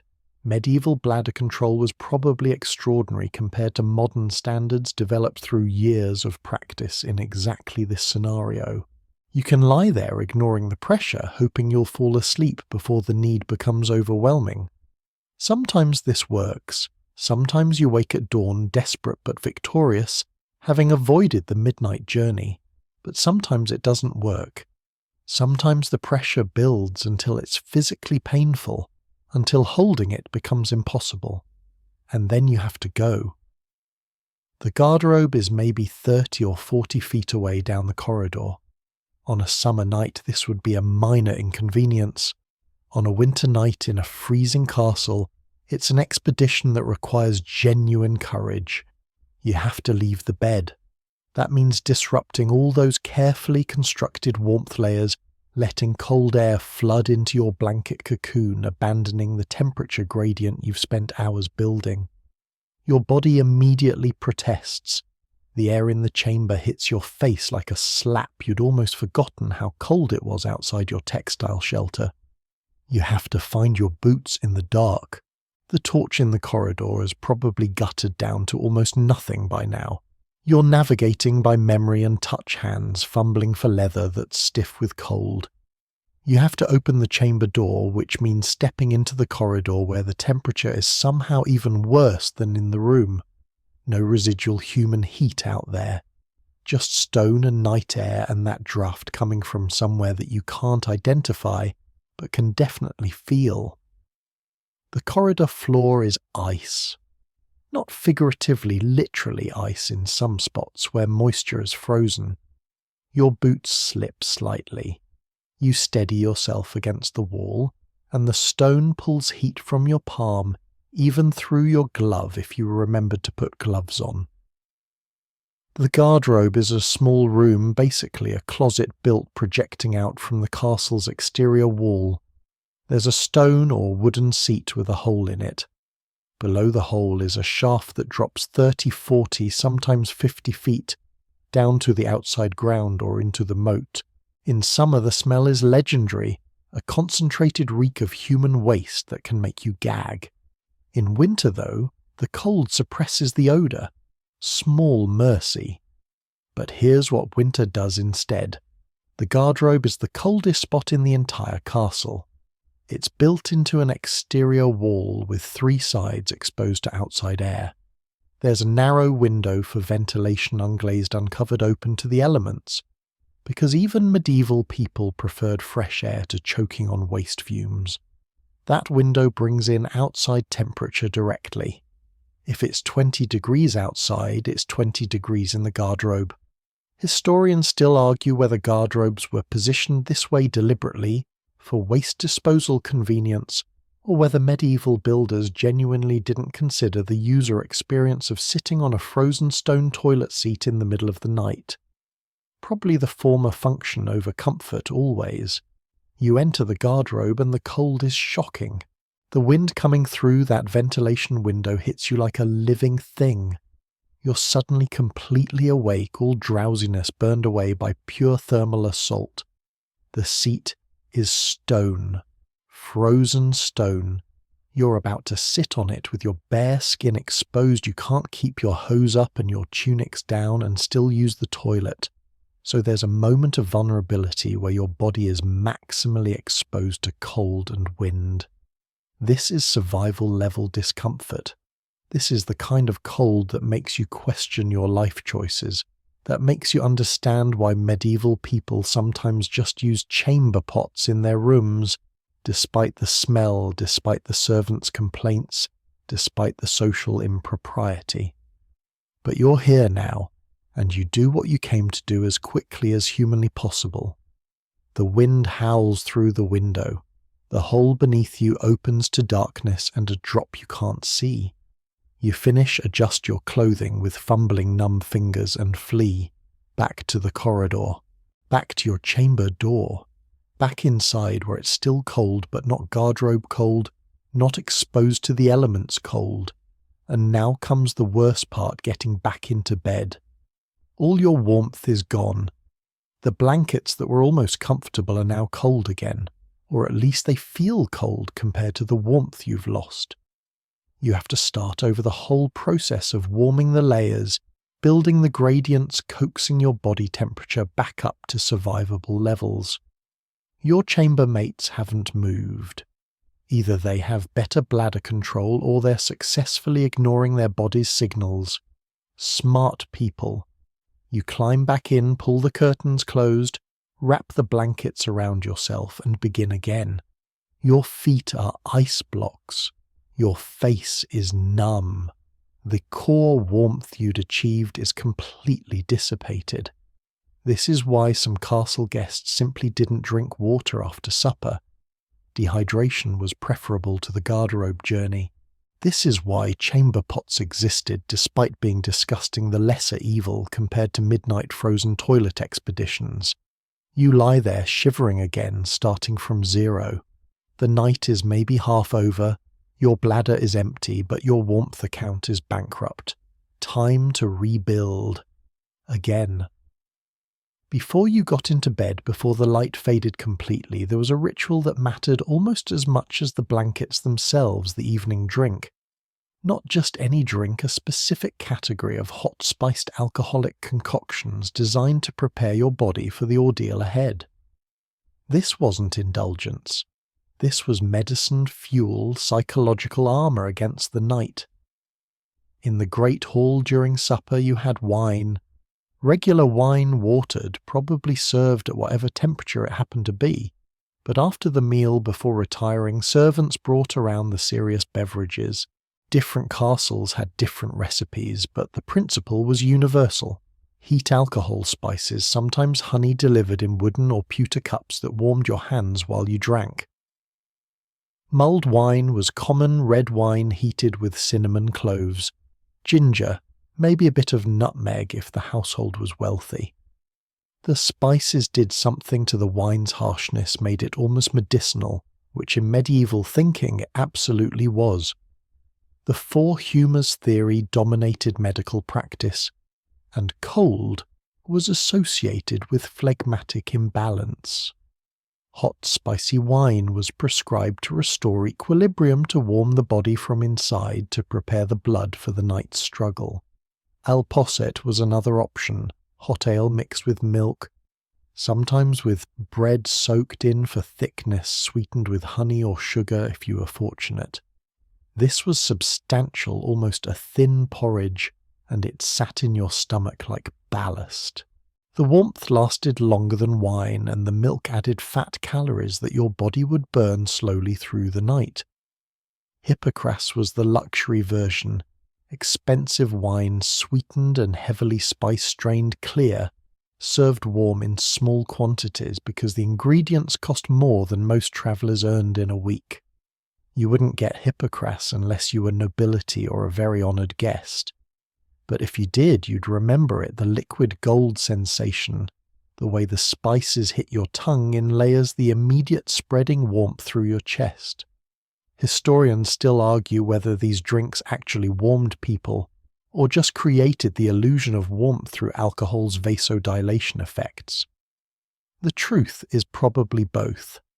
Alcohol does dilate blood vessels, bringing warm blood to your skin surface, which feels like warmth even though you're actually losing core heat faster. But the hot liquid itself raises your internal temperature temporarily, and the calories from alcohol and sugar provide real fuel for your metabolism. The psychological benefit was enormous. That warm cup in your hands, that sweet spicy taste, that moment of sitting with other guests sharing the same ritual, it created a sense of preparedness, of communal survival. You weren't just wandering cold into bed, you were fortified, armed with inner fire. Some drinks had herbs added for sleep, valerian, chamomile, poppy extract if the household had it, and wasn't worried about guests never waking up. Medieval people understood that sleep came easier, warm and slightly drugged. Insomnia, in a freezing chamber, was its own kind of torture, lying awake, feeling every draught, unable to escape into unconsciousness. Better to add something that dragged you under despite the cold. You had your share tonight, maybe 2 cups of spiced ale warm enough to burn your tongue slightly. You drank it slowly, deliberately, feeling the heat travel down your throat into your stomach. The alcohol created a pleasant looseness in your limbs, a softening of the evening's edge. The spices made your lips tingle. That warmth is mostly gone now. An hour in bed has metabolized the alcohol, and the calories are being slowly consumed by your body's heating efforts. But you can still taste the spices faintly, and the memory of that warmth provides something, if only the knowledge that you did what you could to prepare. Not everyone got the good drinks. Lower status travellers might get watered ale barely warm with no spices. The poorest got nothing, or had to buy their own from the castle stores. The hierarchy of warmth extended even to beverages. Some monasteries and pilgrim hostels served special sleep-inducing broths, meat stock with herbs thick and salty designed to be filling and warming. Pilgrims talked about these broths like they were miracles. After days of cold travel, a bowl of hot broth before bed was sometimes the difference between peaceful sleep and hypothermic delirium. There were folk recipes too, passed down through generations. Garlic boiled in milk was supposed to prevent chills. Onion and honey tea cleared the lungs and warmed the blood. Some travellers carried their own spice packets and asked for hot water to make their personal sleep potions cinnamon and ginger, being the most common affordable enough for middling folk. The theory was solid load your body with calories right before sleep so it has fuel to burn through the night. Keep those calories in liquid form so they're absorbed quickly. Add heat to raise your starting temperature. Include alcohol to reduce your perception of discomfort. Mix in spices that medieval medicine believed balanced the humours. Did it work? You're lying here now, hours later, and honestly it's hard to say. You're not warm, but you're not dead either. Maybe the ale is helping. Maybe it's all placebo and folklore. Maybe survival is just the accumulation of a dozen small interventions that each help 5%, and together they add up to enough. Your stomach gurgles softly, the ale working through your system, providing fuel, producing some internal warmth. Your bladder is thankfully empty after that guardrobe adventure. The spices have left a ghost sensation on your tongue, a reminder that humans have technologies beyond blankets, that warmth can be drunk as well as worn. Outside your curtains, in the chamber beyond your travelling companions, breathe steadily. They had their drinks too. Everyone did. The ritual of the evening cup was as universal as the ritual of the bed curtain. Another piece of accumulated wisdom about how to not freeze when stone walls can't hold heat, and winter doesn't care about your comfort. The night continues. Your body burns the ale's calories. The warmth you drank has become part of the warmth you're generating. It wasn't enough on its own. But it was something. And in medieval winter survival, something was often all the difference. Here's something that'll sound strange to modern ears. You're not supposed to sleep through the night. Not in medieval understanding anyway. The 8-hour continuous sleep we consider normal today would have seemed bizarre, possibly unhealthy to someone living in 1350. They slept differently in segments with a period of wakefulness in between, and this pattern wasn't dysfunction. It was standard human sleep architecture before artificial lighting changed everything. You fall asleep sometime after the bed finally warms, maybe an hour after you sealed yourself in the curtains. It's not peaceful sleep, not the deep REM cycles of modern comfort, but something lighter, more alert, your body still partly engaged in the work of staying warm. You dream in fragments the road you travelled today, the horse's rhythm, something about a marketplace you passed through last week, nothing coherent. Then 3 or 4 hours later you wake up, completely, fully conscious eyes open in the darkness, no grogginess. This is first sleep ending. Medieval people called it first sleep and second sleep, with the period between known as the watching, or just the watch. References appear everywhere in period literature. He woke after first sleep and prayed. Between first and second sleep she tended the fire. We spoke of many things during the watching hour. It wasn't insomnia, it was the normal human sleep pattern before modernity erased it. Historians still argue whether this segmented sleep was cultural practice or biological default, but evidence from modern sleep studies suggests it's biological. When people are isolated from artificial light and allowed to sleep naturally, many spontaneously develop this two-phase pattern. Medieval people weren't fighting their circadian rhythms, they were following them. So you're awake now, lying in darkness behind your bed curtains, and you're not panicking about it, because this is expected. This is the watching hour. The question is what to do with it. Some people prayed. The religious-minded used this time for contemplation, for rosaries, for quiet conversation with God. Monasteries actually scheduled prayers during the watching hour, matins sung in the middle of the night, assuming monks would be naturally awake anyway. You can hear very faintly through the walls what might be chapel bells from somewhere in the castle or the village below. Someone's praying out there. Others talked. If you had a bed partner, spouse, travel companion, friend, the watching hour was for conversation in darkness, secrets shared under blankets, planning tomorrow's travel, processing the day's events. There's something about darkness and warmth and half sleep that makes people more honest, more vulnerable. Some of medieval literature's most intimate dialogues happen between first and second sleep. You're alone though, so talking isn't an option. You could pray, you murmur a few half-hearted appeals to various saints, asking for warmth, for safe travel, for morning to come without frost claiming your toes. It's more habit than devotion, but it fills some minutes. You could get up and check the chamber pot, except you just did that guardrobe journey, and you're not repeating it. You could add more clothing layers, but you're already wearing everything you own. You could adjust the blankets. Try to seal any draft gaps, which you do tucking edges, repositioning the fur coverlet, making sure the curtains overlap properly.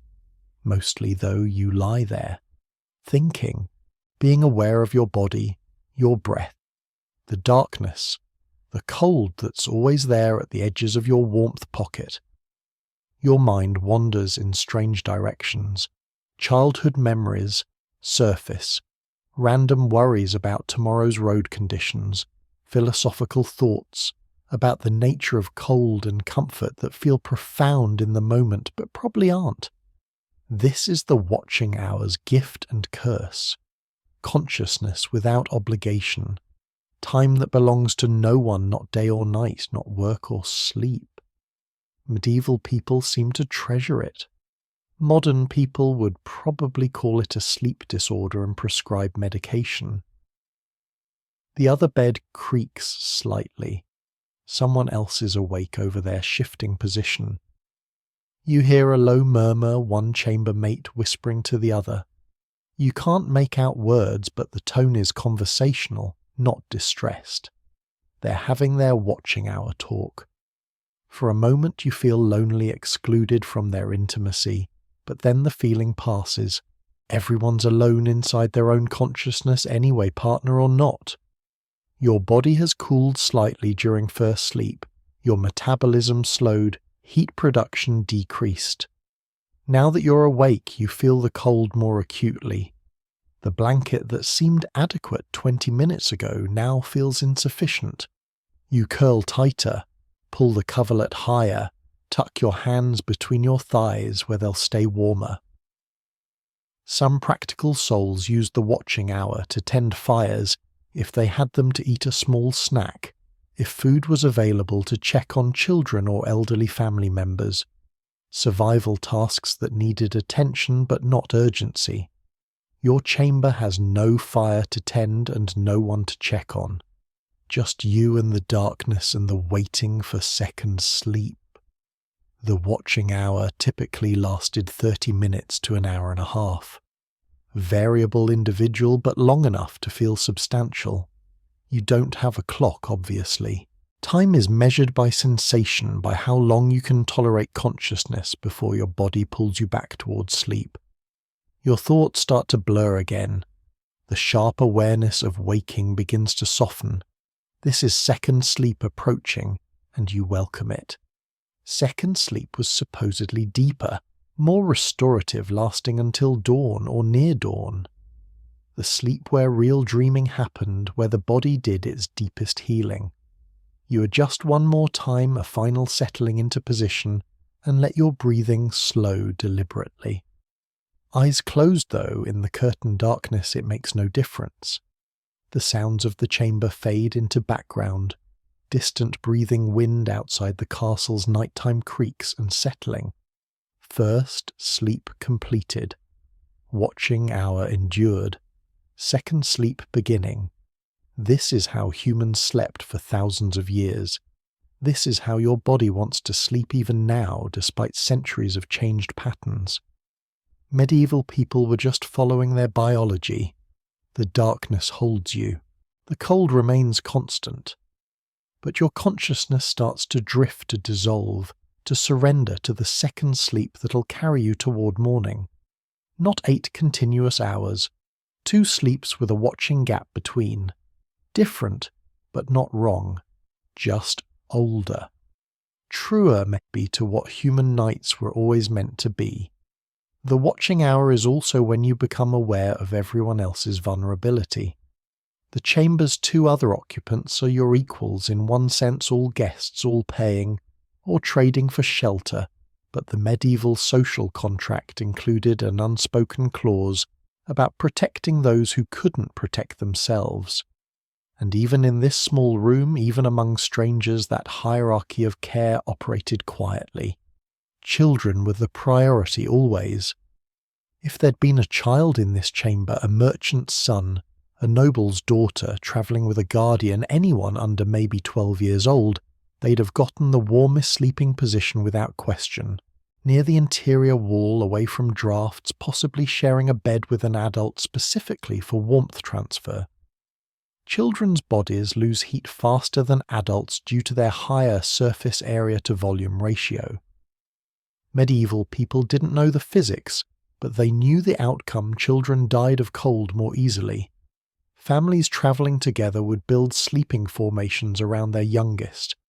Child in the middle, parents on either side, older siblings flanking if there were enough. The child became the thing being protected, the ember that couldn't be allowed to go out. Sometimes they'd wrap the child in extra layers, give them the only heated stone, ensure they drank the warmest portion of the evening ale. In monasteries and hostels that housed travellers, children got bed priority. Adult pilgrims would sleep on floors or benches to ensure children had mattresses. This wasn't pure altruism, it was collective survival instinct. The group's future depended on children surviving, and cold killed them efficiently if you weren't careful. The elderly was next in the care hierarchy. Your chamber doesn't have any elderly guests tonight, but you've seen it in other castles. The old man given the inner bed position, extra blankets, someone checking on him during the watching hour to ensure he's still breathing. Old bodies don't generate heat as efficiently. Blood doesn't circulate as well. The cold that would merely discomfort a young person could kill someone aged 60 or 70. There's a practicality to elder care too. Old people often had wealth-knowledge connections. Letting a nobleman's elderly father freeze to death in your castle was bad politics and worse business. But beyond calculation, there seemed to be genuine cultural imperative. Elders had survived this long, they'd earned protection against the elements that took so many younger. Pregnant women similarly. You'd see castle stewards rearranging sleeping assignments to ensure a pregnant traveller got advantages better. Bed warmer location, a companion to monitor her through the night. The unborn child was vulnerable, and medieval understanding of pregnancy included the belief that cold could damage or kill the fetus. Whether medically accurate or not, it drove behaviour. Pregnant women slept warm, or the household felt shame. The sick got consideration too, though this was complicated by medieval disease theory. If someone was feverish, they might actually be given a colder sleeping spot. The humoral theory suggested fever was excess heat that needed balancing with cold. But someone with chills, with weakness, with the wasting diseases that were probably tuberculosis or pneumonia, they'd be layered in blankets, positioned near whatever warmth existed sometimes, with another person assigned to share their bed specifically for heat transfer. Historians still argue whether this care system was moral obligation or pragmatic risk management, keeping the vulnerable alive, reduced disease spread, and maintained social stability? Probably both. Medieval people weren't one-dimensional. In your chamber tonight, you're all able-bodied adults, roughly middle-aged, so the care hierarchy doesn't activate. You're equals in vulnerability. But you're aware of the absent population's aware that if there were a child here, you'd be expected to give up your blanket's warmth. If an elder, you'd be helping them to the garderobe rather than letting them risk the journey alone.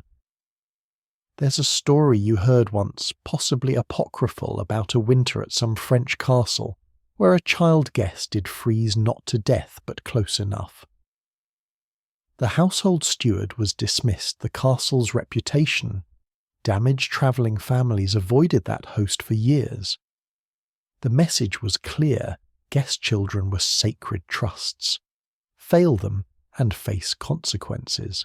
Some castles had specific warming rooms for vulnerable guests, smaller chambers with dedicated braziers or fireplaces, constant servant attendance, extra bedding stores. These weren't for comfort. They were medical facilities. The very young, very old, very sick would spend nights there rather than risk standard guest chambers.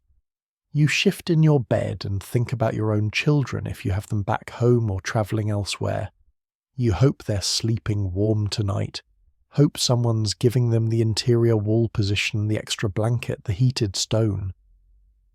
The parental anxiety transcends centuries. Children cold somewhere while you're cold here, and you can't protect them across distance.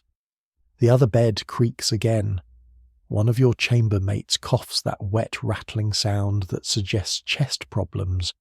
Should you check on them? Medieval protocol was unclear. You're not responsible for strangers' health, but you're also in the same room breathing the same air. If he worsens and you did nothing, there's moral weight there. You listen for a moment. The coughing stops. Breathing continues steady enough. He's probably fine. Just the general respiratory distress that everyone develops in cold, damp castles. You return to your own warmth maintenance project. But the awareness lingers. You're all in this together, this small chamber community, and if someone truly struggled, child, elder, sick person, the expectation was clear. You'd help. You'd share. Warmth. Fetch servants. Sacrifice your own comfort. Because tonight it's them, but tomorrow in the next castle it might be you who needs care, and you'd want someone to notice, to help, to ensure you saw mourning. The vulnerable survive because the strong protect them. Simple as that. Medieval survival was collective, or it wasn't survival at all. Second sleep pulls harder now. Your thoughts scatter. The chamber breathes 3 sets of lungs, plus all the unconscious sounds of a building settling. Morning is still hours away. The protection continues in darkness, in cold, in the shared project of not dying before dawn. You're a guest here, temporary and transient, which means your cold night experience is fundamentally different from the castle's permanent residents. They know things you don't. They've developed strategies through years of winters in these specific chambers. They've mapped the drafts, identified the warm corners, learned which servants will actually bring hot stones if you ask the right way. You're improvising. They're executing refined technique. The castle family, the lord, his wife, their children, long-term household members, they're sleeping in rooms they've optimized over seasons. That's solar you'll never see. It's positioned on the southeast corner to catch morning sun. The walls have double-layer tapestries replaced every autumn. The bed has a permanent warming pan stored nearby. Someone's job is literally to tend that chamber's fire through the night, adding logs at specific intervals to maintain temperature. They've got fur-lined sleeping robes designed specifically for this castle's climate. They know that the left side of their bed is warmer than the right because of some quirk in the wall's construction. They've trained their bodies to sleep through the coldest hours, to wake naturally just as dawn brings the first degree of temperature increase. You have none of this. You got assigned to whatever chamber had space with whatever bedding was available with zero customization for your specific needs. It's the medieval equivalent of staying in a hotel versus living in your own home. Functional, sure, but profoundly not optimized. The household servants, they're even more interesting. Most of them sleep in what amounts to a barracks, multiple people per room, sometimes multiple people per bed. Their chambers are often above the kitchens or near the great hall where residual heat rises. They're packed in tight, which means more collective body heat, but also less personal space, less dignity, more disease transmission when illness hits. But here's the thing, they might actually be warmer than you. Body heat from 6 or 8 people in a relatively small room creates a genuinely warm microclimate. Plus their work keeps them moving, keeps their metabolism elevated. They're carrying wood hauling water, working near fires all day.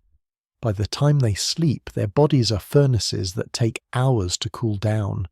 Historians still argue whether servants' health outcomes were better or worse than guests in winter. The warmth was real, but so was the overcrowding, the poor ventilation, the fact that if one person got sick, everyone got sick. Trade-offs everywhere. The castle guards had it worst, probably. Watch rotations meant some poor bastard was standing on the wall right now in full wind exposure, trying to stay alert while his body slowly froze. Guards got extra food rations in winter specifically to fuel their heat production. They developed techniques, constant subtle movement, specific breathing patterns, ways of tensing and relaxing muscles to generate warmth without abandoning their posts. Some castles had little guard shelters on the walls, basically closets, with one open side to block the worst wind. Others just accepted that winter watch duty was misery, and rotated frequently 30 minutes exposed, 30 minutes by the guardhouse fire repeat until dawn. Guard hypothermia was common enough that it appears in medical texts and complaint letters to lords. You're doing better than the guards at least. Small comfort, but real. The permanent household also had social capital you lack. They could negotiate for better sleeping assignments. A long-serving cook might secure a warm corner in the kitchen outbuilding. A favoured lady's maid might sleep in her mistress's chamber, on especially cold nights ostensibly for service, but practically for warmth. They knew which nights would be brutally cold. They'd learned to read weather signs to recognise when the wind shifted to that particular northern direction that meant tonight would be worse than yesterday. On those nights, they prepared. Extra blankets came out of storage. Fires got built higher. More ale was mulled. The household moved into siege mode against the cold. You didn't get that warning. You arrived at dusk with no knowledge of whether tonight is a bad night or a merely uncomfortable night. You're learning as you go, which means you're always one step behind optimal survival strategy. The difference shows in the morning you'll wake stiff and cold and miserable, taking an hour to fully warm up to shake off the night's ordeal. The household members will wake, stretch, and immediately begin their work routines because their bodies are adapted. They've done this 1,000 times. Their cold tolerance has been trained through repetition. There's a certain envy in recognizing this. The chambermaid who brought you here earlier, she probably sleeps warmer than you despite her lower status, simply because she knows how to work this specific castle's thermal geography. She knows which corridor to walk to avoid the worst drafts. She knows that the chapel retains heat better than you'd expect. She knows to stand near the kitchen door while eating breakfast, catching radiant warmth from the ovens. You're wealthy enough to travel to afford decent clothing to pay for castle lodging. But tonight, in terms of pure thermal comfort, a servant who's lived here 3 years is better off than you are. Local knowledge trumps social status when the temperature drops. This is temporary for you. By tomorrow or the next day, you'll be moving on to the next town, the next castle, starting over with new thermal geography to decode. The household stays, they accumulate wisdom, they optimize, and You're always the newcomer, always improvising, always slightly colder than the people who belong here. The bed has finally achieved something like warmth. Your body has done its work. But you're aware during this watching hour consciousness that you're surviving rather than thriving, managing rather than mastering. The permanent residents of this castle aren't having the night you're having. They're warmer, they're more comfortable. They know secrets you'll never learn because you'll be gone before you could discover them. You're just passing through, and the cold knows it. Let's talk about seasonal variation, because the night you're experiencing right now exists on a spectrum of suffering that ranges from mildly annoying to genuinely life-threatening, and where you fall on that spectrum depends almost entirely on what month you arrived. If this were June, we wouldn't be having this conversation. Summer castle stays were uncomfortable for other reasons: heat insects, the smell of too many unwashed bodies in close quarters, but cold wasn't the issue. You'd sleep with minimal covering, possibly with windows open for breeze, grateful for those thick stone walls that stayed cool while the countryside baked. The same thermal mass that's your enemy in winter becomes your friend in summer. You'd probably wake up comfortable, maybe even refreshed. July and August forget blankets entirely. You'd be sleeping in just your linen shift, possibly, with no covering at all, and you'd still wake up sweating. The castle would feel like a stone oven that had been heating all day, and was now slowly releasing that accumulated warmth through the night. People would sleep outside when possible, on walls or in courtyards, anywhere to escape the trapped heat inside chambers. September starts the transition. Nights cool enough that you'd want one blanket. The stones start releasing summer's heat more slowly, holding onto it for shorter periods each day. This is actually the sweet spot, comfortable sleeping temperatures without the brutal cold of deep winter. Medieval people probably slept best in September and October after summer's heat, but before winter's assault. November is when things get serious. First frosts arrive. The stone walls, which have been warm or neutral for months, start their long, slow descent into winter cold. You'd need multiple blankets now, and you'd start thinking about heated stones, about braziers, about all the cold management technologies we've discussed. But it's still manageable. Uncomfortable, sure, but not dangerous. December through February, this is the pit. This is what you're experiencing right now, probably given how cold you are. These are the months when chamber frost forms, when breath clouds become constant, when sleeping truly becomes an endurance test. The stones have been cold for weeks. They're radiating winter deep into every room. No amount of fires can warm them back up. You'd need to heat the entire castle continuously for days, maybe weeks, which would consume more wood than most regions could spare. Historians still argue whether medieval people actually stayed in castles during the worst winter months, or whether the nobility migrated to smaller, more manageable residences. Evidence suggests both. Some toughed it out. Others travelled to lodges or manor houses that were easier to heat. January is the worst month statistically. Coldest temperatures, shortest days, deepest psychological darkness. More people died in January than any other month. Cold disease accidents on icehouse fires from desperate heating attempts. Medieval January was survival mode for everyone, noble and peasant alike. But here's what's wild. February could be worse than January, despite being technically warmer in some regions. By February, you've burned through your food stores. Your body has been fighting cold for months. You're exhausted, possibly malnourished, your immune system compromised. The cold that you managed in December has become harder to fight in February because you're depleted. March brings hope. The days lengthen noticeably. The sun has actual warmth in it again, not just weak winter light. The stones start their slow warming process. You still need blankets at night, but you can feel the tide turning. Spring is coming, and with it the promise that you won't have to fight for warmth much longer. April getting better. Nights might still be chilly, requiring 1 or 2 blankets, but the danger has passed. You're sleeping in moderate cold, not survival cold. The castle starts to feel neutral again, neither hostile nor particularly welcoming, just stone and space. May is pleasant.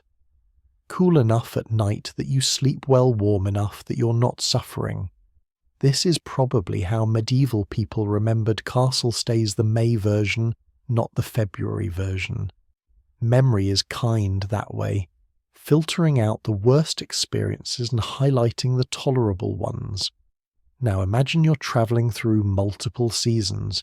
You stayed at this same castle in August, and remember it being unbearably hot. Now it's January, and you're freezing. Same building, same walls, same bed even, but the experience is so different they might as well be different castles. The architecture hasn't changed. The thermal mass that cooled you then is freezing you now. This seasonal variation meant that medieval travellers developed timing strategies. Avoid mountain passes in winter. Don't travel north in January if you can help it. Plan pilgrimages for spring or autumn when weather is moderate. The people who ignored these strategies, who travelled in deep winter because of emergency duty or desperation, they're the ones who show up in chronicles frozen to death in roadside inns or castle chambers. You're here in winter because you had to be. Business obligations, circumstances beyond your control. You don't have the luxury of waiting for May. So you're experiencing castle accommodation at its absolute worst, the coldest months, the most hostile conditions, the maximum survival challenge. If you survive tonight and return to this castle in summer, you'll barely recognize the experience. Same room, utterly different world. The bed that's torturing you now will feel almost pleasant in August. The walls that radiate cold will radiate coolness that's actually welcome. But that's months away. Right now it's deep winter, the pit of the year, the time when castles reveal themselves as the barely functional survival shelters they actually are beneath all the stone grandeur. Your second sleep continues. Outside, the season grinds on indifferent to your discomfort. Only 2 or 3 more months of this, for the people who live here anyway, for you just tonight. Then on to the next cold chamber, the next winter night, the next survival test. Lucky you. Morning doesn't arrive as relief, it arrives as transition from one form of suffering to another. You become aware of light before you become aware of warmth, because warmth isn't coming. Not yet, maybe not for hours.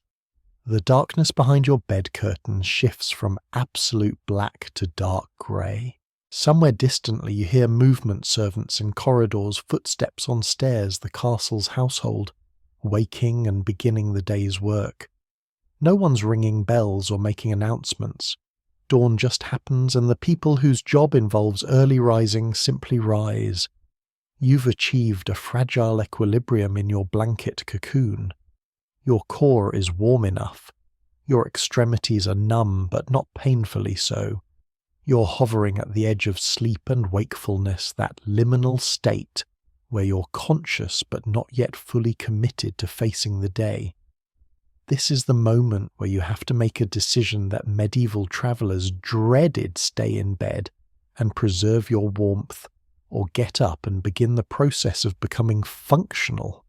Staying in bed is tempting. You could remain here another hour, maybe longer, letting your body enjoy the heat it's worked all night to generate. No one would judge you. Late rising for travellers was expected, the assumption being that the journey tired you, and you needed recovery time. But the castle is waking around you, and if you stay in bed too long, you'll miss breakfast. You'll miss the great hall fire being built up for the day. You'll miss the brief period when there's actually hot food available, when the kitchen is producing warmth, and you can stand near it legitimately. More importantly, staying in bed means staying in yesterday's sweat and grime. Your body has been generating moisture all night. Breath perspiration, the constant battle between your warmth and the cold, has left you slightly damp in places. That dampness will become cold dampness if you stay horizontal much longer. Medieval people understood this. Sleeping warmth becomes waking cold unless you move. So you move. Slowly, strategically, like defusing a bomb made of textile layers. First, you open the bed curtains just a crack. The chamber air hits your face, and it's shocking you'd forgotten in your blanket cocoon just how cold the room still is. The torch has gutted out completely. Grey dawn light seeps through the window shutters' gaps, but it provides no warmth, only visibility. You can see your breath. Of course you can. The chamber is probably 35 degrees, maybe less. The other bed's curtains are still closed. Your chambermates are making the same calculation you're deciding when to face the day. You sit up inside your curtains, keeping the blankets wrapped around your shoulders like a cape. This is crucial. You're creating a transitional microclimate, not jumping directly from bed warmth to room cold. Your body needs time to adjust to ramp up its heat production to compensate for the blanket loss. The movement makes you aware of your body's state. Your muscles are stiff from sleeping in one position, from the tension of fighting cold all night. Your bladder is full again. Apparently you've survived another night cycle without a garderobe trip during second sleep. Small victory. Your mouth tastes like spiced ale and sleep, and the general staleness that comes from breathing into a closed curtain space for 8 hours. Your feet find the floor and the cold comes up through the rushes like a physical force. The floor is perhaps the coldest surface in the chamber. Cold air has pooled there all night, and even through your wool hose, the chill is immediate and unpleasant. You grab your boots, fumbling slightly because your fingers are stiff, and pull them on. The leather is rigid with cold, and your feet protest being shoved into boots that feel more like ice sculptures than footwear. Standing requires courage. You push through the curtains fully, now leaving the bed's warmth behind, and the chamber's cold envelops you completely. Every surface of your body that was warm is now exposed to air that wants to steal that warmth. Your instinct is to immediately climb back into bed, but you resist. Historians still argue whether medieval people experienced this morning transition as traumatic or routine. Probably both traumatic, the first 100 times routine after a lifetime of repetitions. But for you, a traveller who's not fully adapted, it's unpleasant enough that you understand why some wealthy people had servants whose entire job was to warm their master's clothing by the fire before dressing. You're still wearing everything you slept in, the layered tunics, the cloak, the wool coif on your head. There's no changing of clothes, no morning wardrobe selection. You just continue wearing what you've worn since yesterday morning, now additionally seasoned with a night's worth of sleep sweat and bed smell. The chamber has changed overnight in subtle ways. Frost patterns on the interior walls have become more elaborate, delicate, crystalline structures that catch the dim light. Beautiful in a way that would be more appreciable if they weren't evidence of just how cold it got in here. The frost means the temperature dropped below freezing at some point. You survived below freezing temperatures in your sleep. Congratulations, your face feels raw, exposed. The skin on your cheeks and nose is tight, possibly slightly windburned from the draft you couldn't completely escape.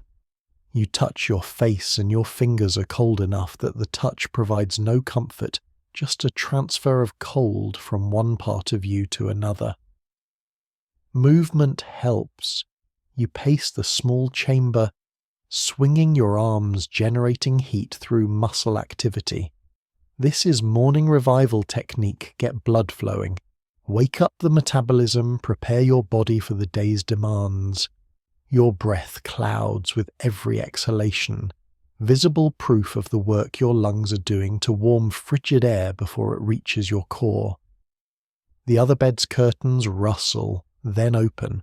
Your chambermates emerge looking exactly like you feel stiff cold, slightly traumatized by the night but alive and functional. No one speaks. There's nothing to say. You all survived. Now comes the part where you attempt to restore full humanity. One of them heads immediately for the door garderobe trip probably, or heading down to the hall for warmth.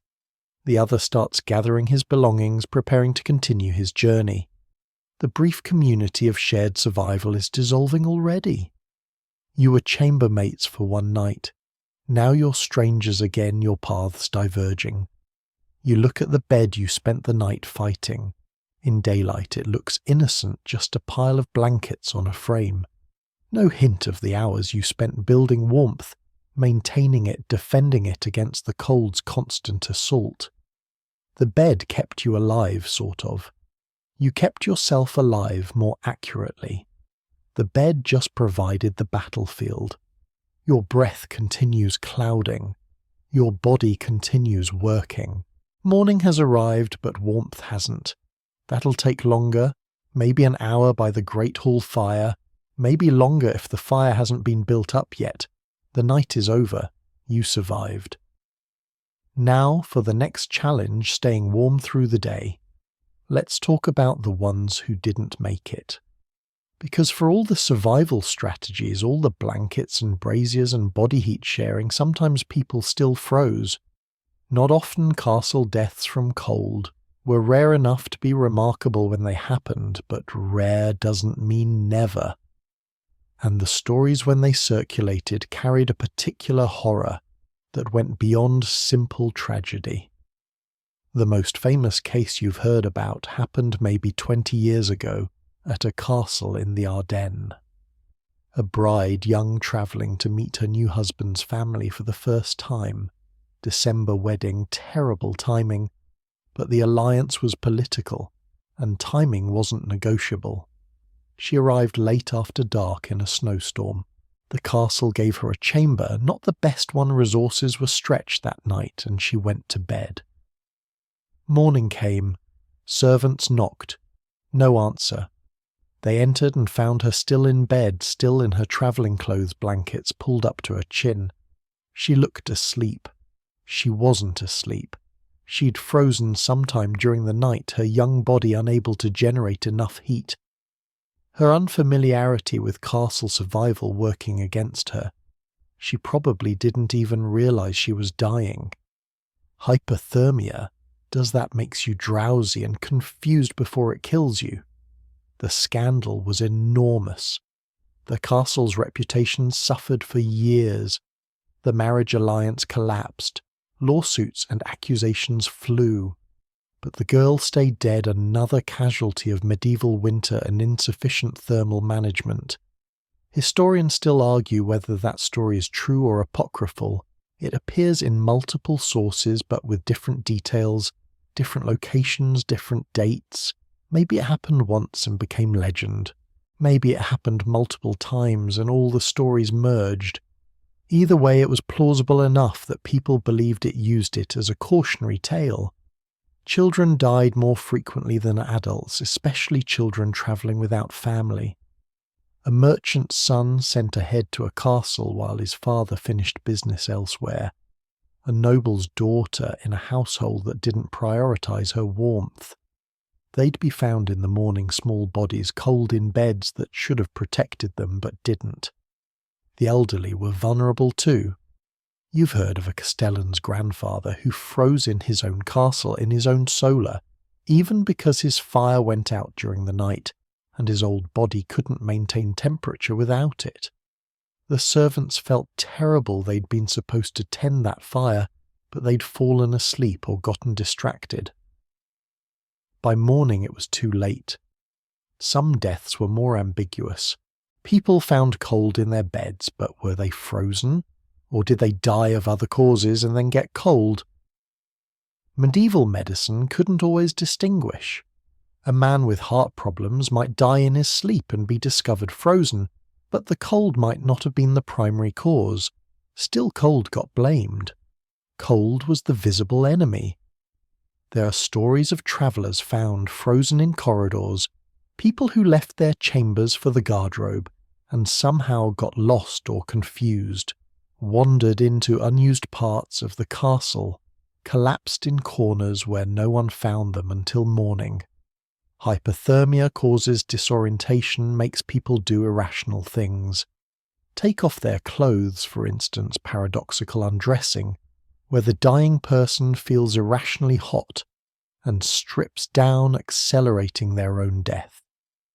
Guards froze on duty more than anyone wants to admit. Not every night, not even most nights, but enough that it was a known risk. A young guard, inexperienced, trying to prove his toughness by not retreating to the guardhouse fire, found frozen at his post at dawn, still technically at attention. These deaths were usually covered up, bad for morale, bad for recruitment, but they happened. Servants occasionally froze in their own quarters when winter was severe and household resources were stretched. The choice became heat the noble family's chambers or heat the servants' barracks, and that wasn't really a choice. The servants endured. Usually they survived. Sometimes they didn't. Monastery chronicles mention pilgrims who died in their cells, faithful travellers who thought God would protect them from the cold. God apparently had other priorities.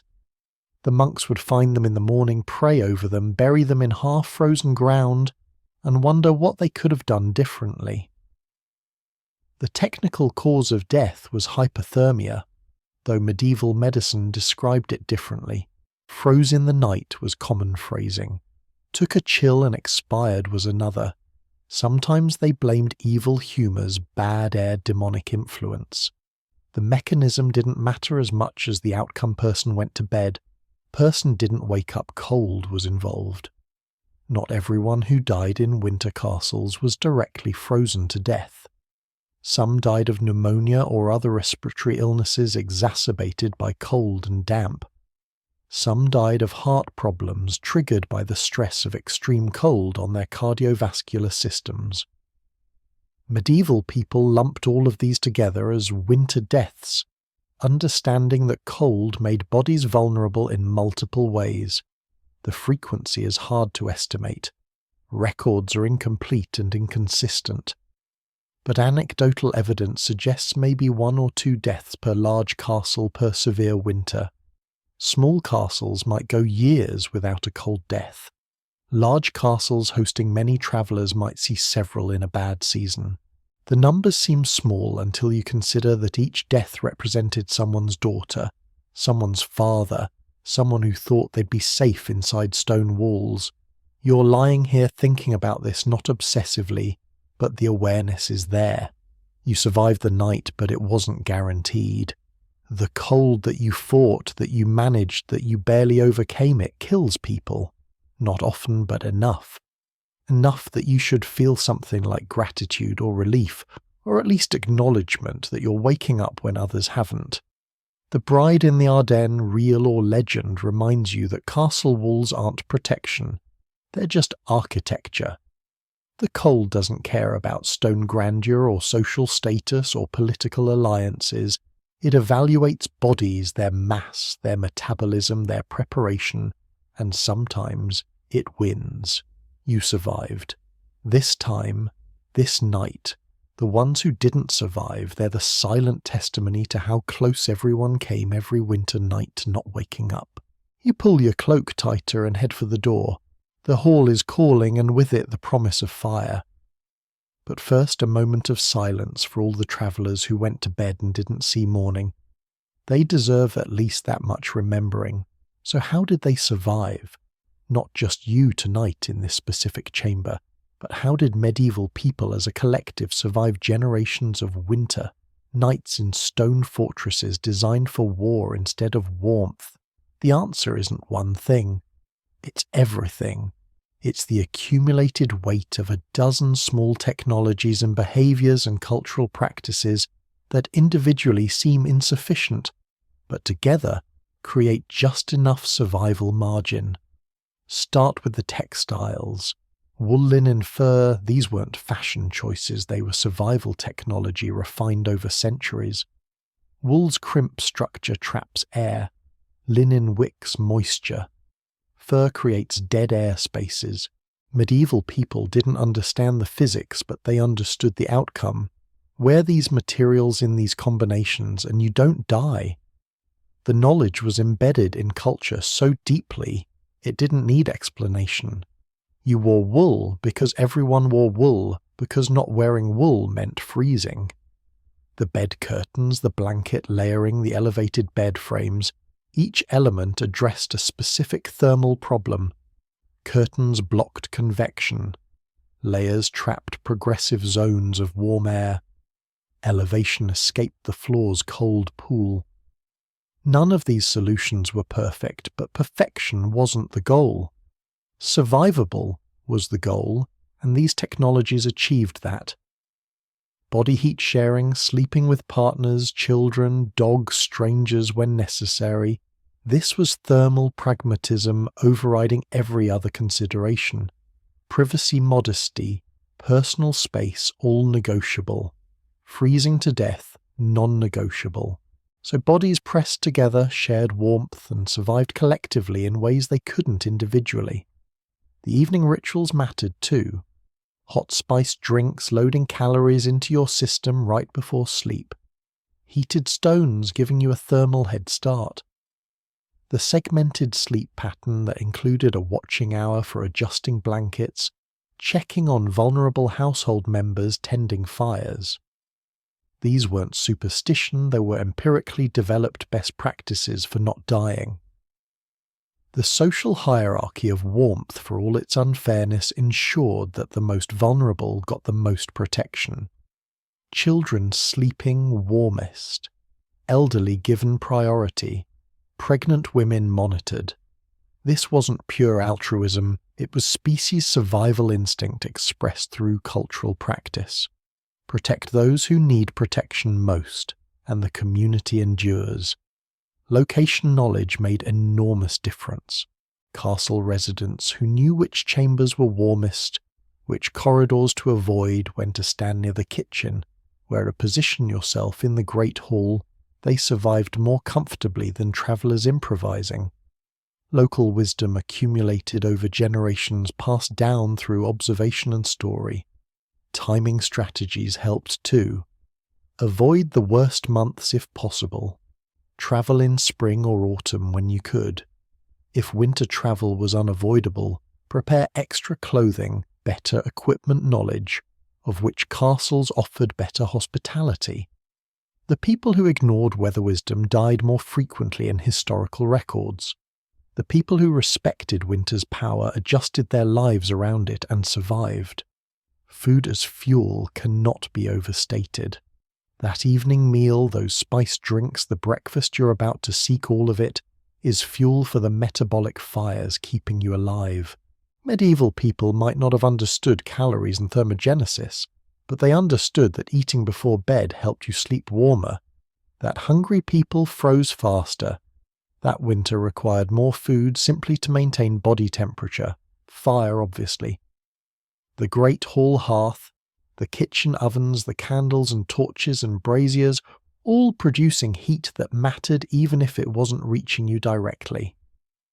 The castle's overall temperature was degrees warmer than outside specifically because of accumulated fire warmth. Not warm enough for comfort, but warm enough to shift the survival odds in your favour. Historians still argue whether medieval cold tolerance was physiological adaptation or pure behavioural strategy. Probably both. People who spent their entire lives in cold climates developed some physical adaptations better: peripheral circulation, more efficient metabolism, thicker subcutaneous fat distribution.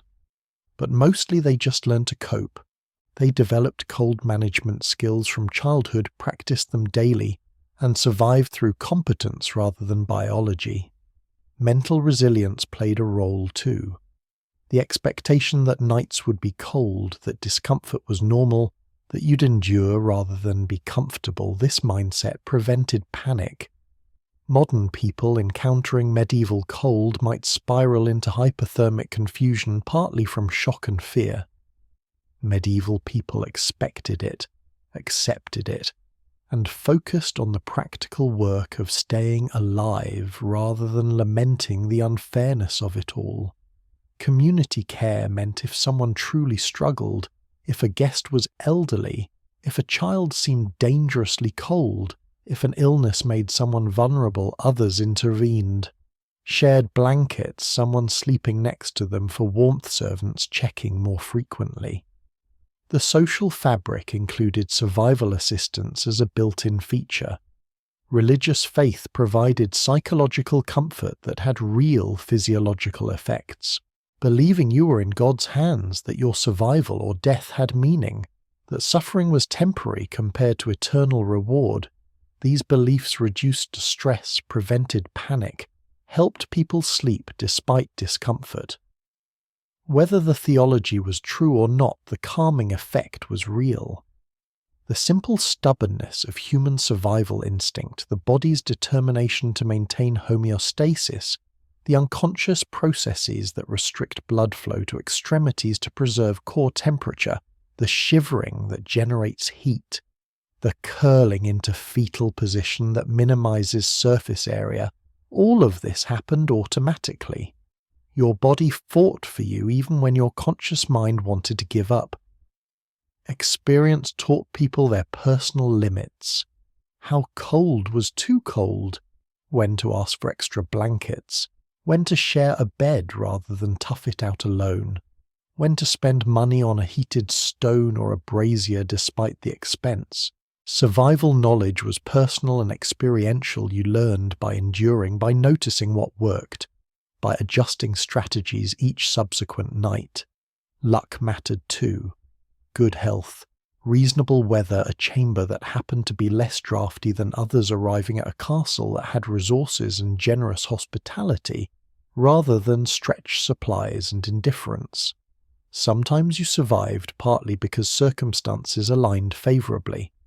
Other nights like that, Bride in the Ardennes, real or legend circumstances aligned poorly and survival failed. The accumulation of small advantages, that's the real answer. No single element was sufficient. Wool alone wouldn't save you. Blankets alone wouldn't save you. Body heat alone, food alone, fire alone, none sufficient.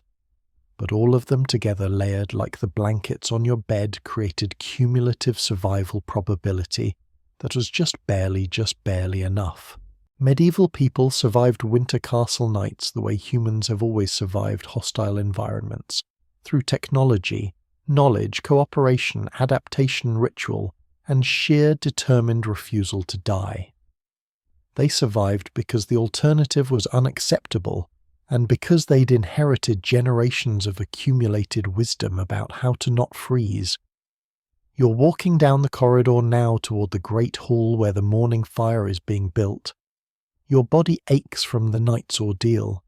Your fingers and toes are still numb. Your face feels wind raw and your muscles are stiff. But you're walking. You're alive.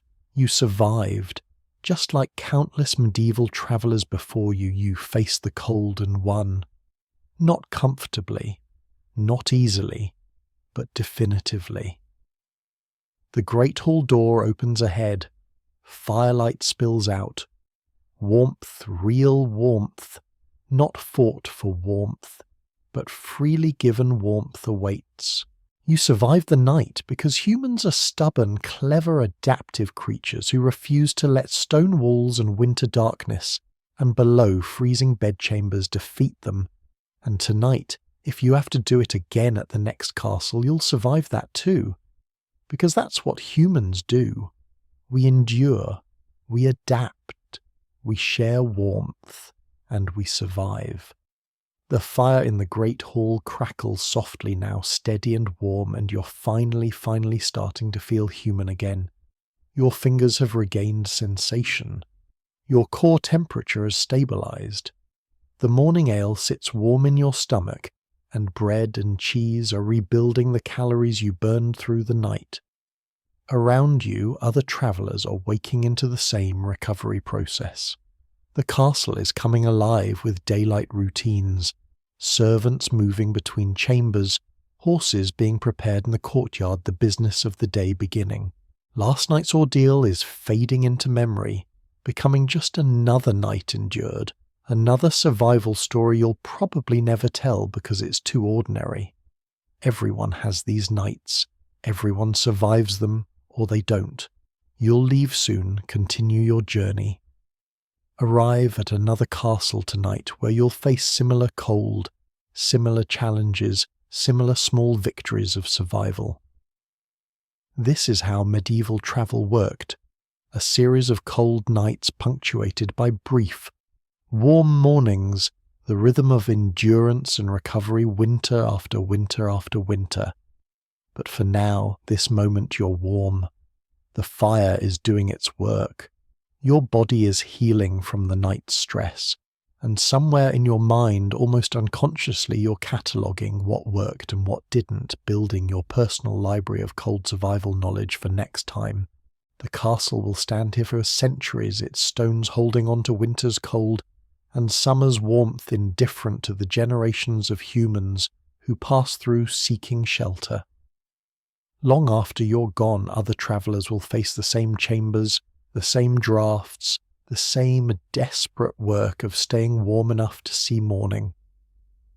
They'll survive mostly the same way you did, through layers and stubbornness, and small technologies and shared warmth, through the accumulated wisdom of countless winter nights.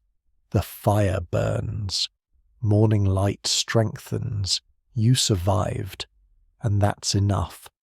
The story ends here. See you in the next video. Good night.